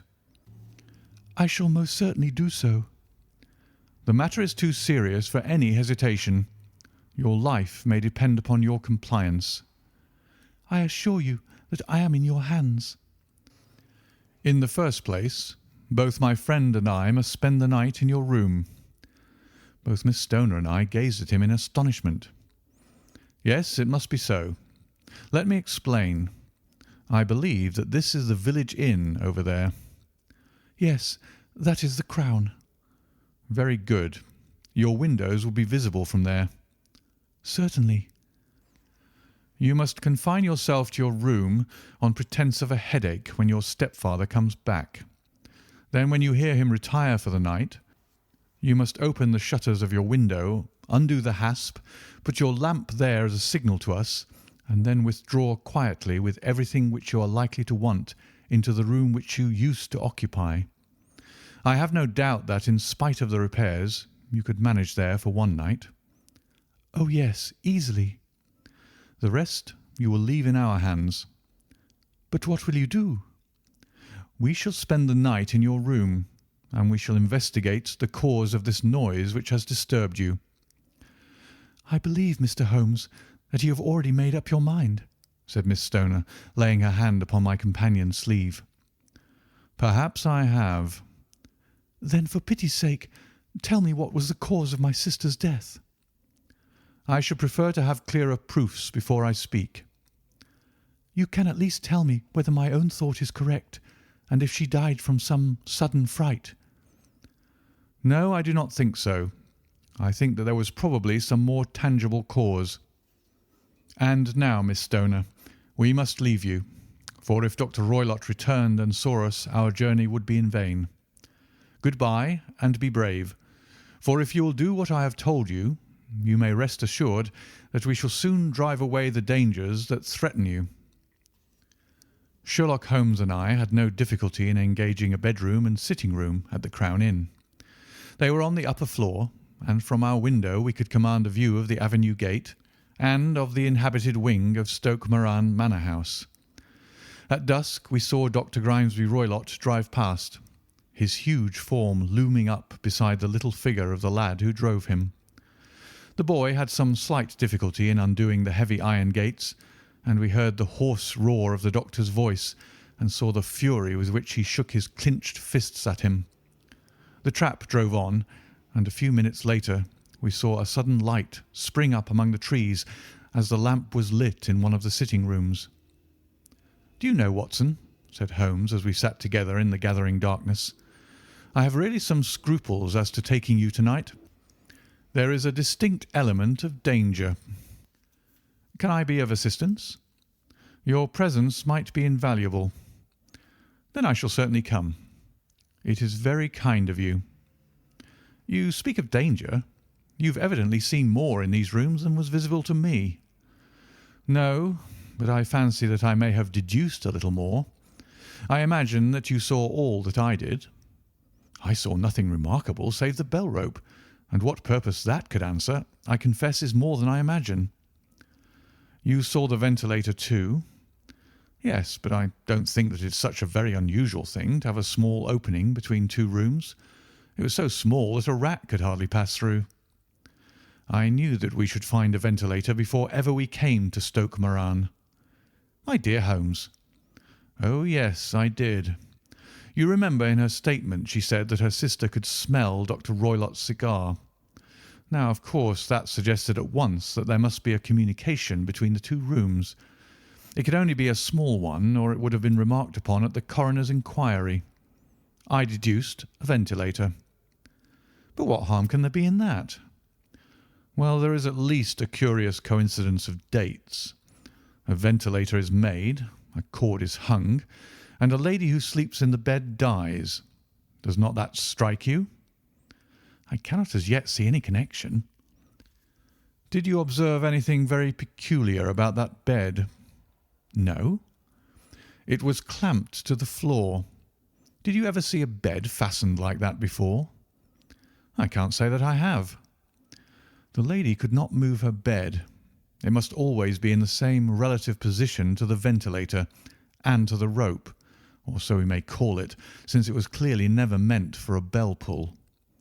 "Holmes," I cried, "I seem to see dimly what you are hinting at. We are only just in time to prevent some subtle and horrible crime." "Subtle enough and horrible enough. When a doctor does go wrong, he is the first of criminals. He has nerve and he has knowledge. Palmer and Pritchard were among the heads of their profession. This man strikes even deeper, but I think, Watson, that we shall be able to strike deeper still. But we shall have horrors enough before the night is over. For goodness' sake, let us have a quiet pipe and turn our minds for a few hours to something more cheerful." About 9 o'clock the light among the trees was extinguished, and all was dark in the direction of the manor house. 2 hours passed slowly away, and then suddenly, just at the stroke of 11, a single bright light shone out right in front of us. "That is our signal," said Holmes, springing to his feet. "It comes from the middle window." As we passed out he exchanged a few words with the landlord, explaining that we were going on a late visit to an acquaintance, and that it was possible that we might spend the night there. A moment later we were out on the dark road, a chill wind blowing in our faces, and one yellow light twinkling in front of us through the gloom to guide us on our sombre errand. There was little difficulty in entering the grounds, for unrepaired breaches gaped in the old park wall. Making our way among the trees, we reached the lawn, crossed it, and were about to enter through the window when out from a clump of laurel bushes there darted what seemed to be a hideous and distorted child, who threw itself upon the grass with writhing limbs and then ran swiftly across the lawn into the darkness. "My God!" I whispered. "Did you see it?" Holmes was for the moment as startled as I. His hand closed like a vice upon my wrist in his agitation. Then he broke into a low laugh and put his lips to my ear. "It is a nice household," he murmured. "That is the baboon." I had forgotten the strange pets which the doctor affected. There was a cheetah, too. Perhaps we might find it upon our shoulders at any moment. I confess that I felt easier in my mind when, after following Holmes's example and slipping off my shoes, I found myself inside the bedroom. My companion noiselessly closed the shutters, moved the lamp onto the table, and cast his eyes round the room. All was as we have seen it in the daytime. Then creeping up to me and making a trumpet of his hand, he whispered into my ear again so gently that it was all that I could do to distinguish the words. The least sound would be fatal to our plans. I nodded to show that I had heard. We must sit without light. He would see it through the ventilator. I nodded again. Do not go asleep. Your very life may depend upon it. Have your pistol ready in case we should need it. I will sit on the side of the bed, and you in that chair. I took out my revolver and laid it on the corner of the table. Holmes had brought up a long, thin cane, and this he placed upon the bed beside him. By it he laid the box of matches and the stump of a candle. Then he turned down the lamp, and we were left in darkness. How shall I ever forget that dreadful vigil?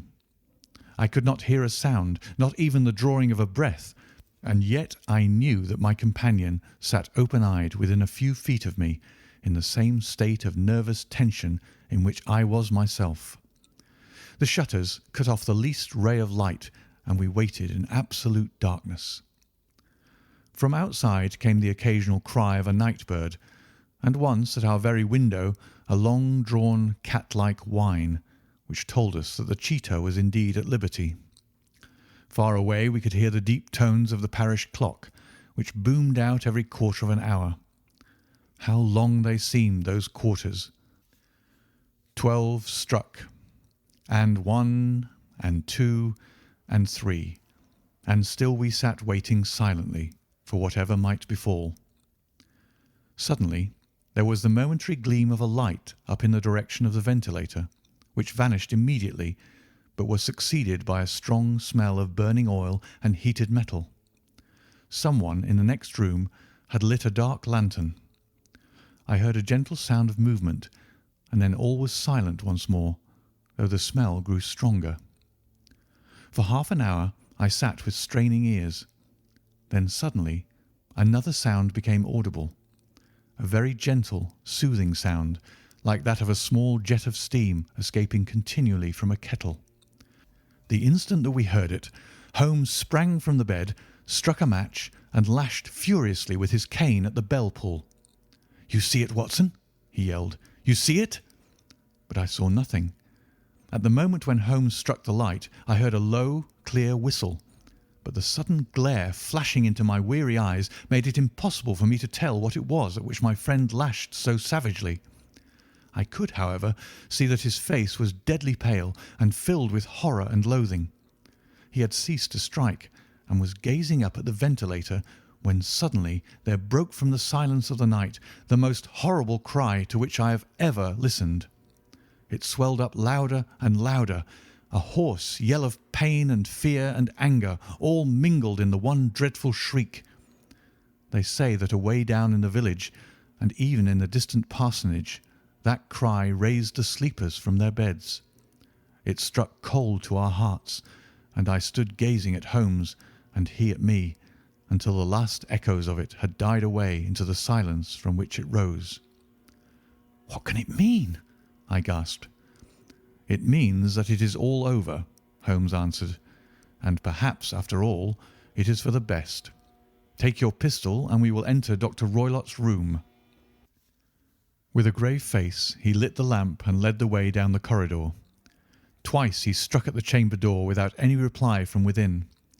Then he turned the handle and entered, I at his heels with the cocked pistol in my hand. It was a singular sight which met our eyes. On the table stood a dark lantern with the shutter half open, throwing a brilliant beam of light upon the iron safe, the door of which was ajar.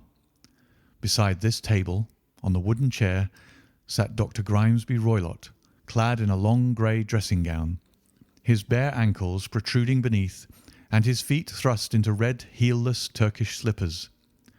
Across his lap lay the short stock with the long lash which we had noticed during the day. His chin was cocked upward, and his eyes were fixed in a dreadful, rigid stare at the corner of the ceiling. Round his brow he had a peculiar yellow band with brownish speckles, which seemed to be bound tightly around his head. As we entered, he made neither sound nor motion. "The band, the speckled band," whispered Holmes. I took a step forward. In an instant his strange headgear began to move, and there reared itself from among his hair the squat, diamond-shaped head and puffed neck of a loathsome servant. "It is a swamp adder," cried Holmes, "the deadliest snake in India. He has died within 10 seconds of being bitten. Violence does, in truth, recoil upon the violent, and the schemer falls into the pit which he digs for another. Let us thrust this creature back into its den, and we can then remove Miss Stoner to some place of shelter, and let the county police know what has happened." As he spoke, he drew the dog whip swiftly from the dead man's lap, and throwing the noose round the reptile's neck, he drew it from its horrid perch, and carrying it at arm's length, threw it into the iron safe, which he closed upon it. Such are the true facts of the death of Dr. Grimesby Roylott of Stoke Moran. It is not necessary that I should prolong a narrative which has already run to too great a length by telling how we broke the sad news to the terrified girl, how we conveyed her by the morning train to the care of her good aunt at Harrow, of how the slow process of official inquiry came to the conclusion that the doctor met his fate while indiscreetly playing with a dangerous pet. The little which I had yet to learn of the case was told me by Sherlock Holmes as we travelled back next day. "I had," said he, "come to an entirely erroneous conclusion, which shows, my dear Watson, how dangerous it is always to reason from insufficient data.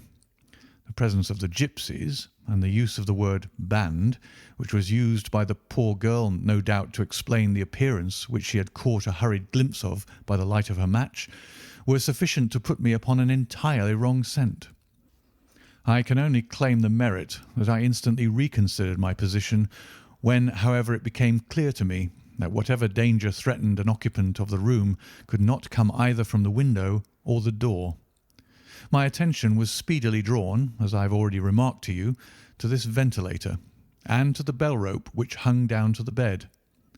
The discovery that this was a dummy, and that the bed was clamped to the floor, instantly gave rise to the suspicion that the rope was there as a bridge for something passing through the hole and coming to the bed. The idea of a snake instantly occurred to me, and when I coupled it with my knowledge that the doctor was furnished with a supply of creatures from India, I felt that I was probably on the right track. The idea of using a form of poison which could not possibly be discovered by any chemical test was just such a one as would occur to a clever and ruthless man who had had an Eastern training. The rapidity with which such a poison would take effect would also, from his point of view, be an advantage. It would be a sharp-eyed coroner, indeed, who could distinguish the two little dark punctures which would show where the poison fangs had done their work. Then I thought of the whistle. Of course, he must recall the snake before the morning light revealed it to the victim. He had trained it, probably by the use of the milk which we saw, to return to him when summoned.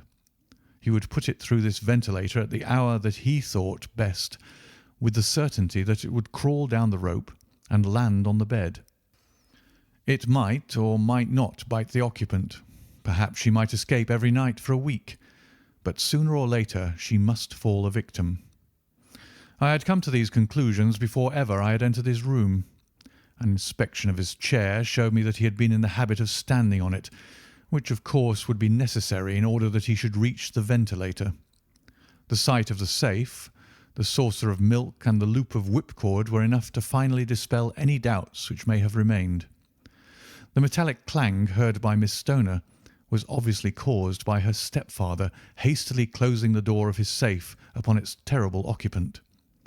Having once made up my mind, you know the steps which I took in order to put the matter to the proof. I heard the creature hiss, as I have no doubt that you did also, and I instantly lit the light and attacked it, with the result of driving it through the ventilator, and also with the result of causing it to turn upon its master at the other side. Some of the blows of my cane came home and roused its snakish temper, so that it flew upon the first person it saw. In this way, I am no doubt indirectly responsible for Dr. Grimesby Roylott's death, and I cannot say that it is likely to weigh very heavily upon my conscience. End of the Adventure of the Speckled Band.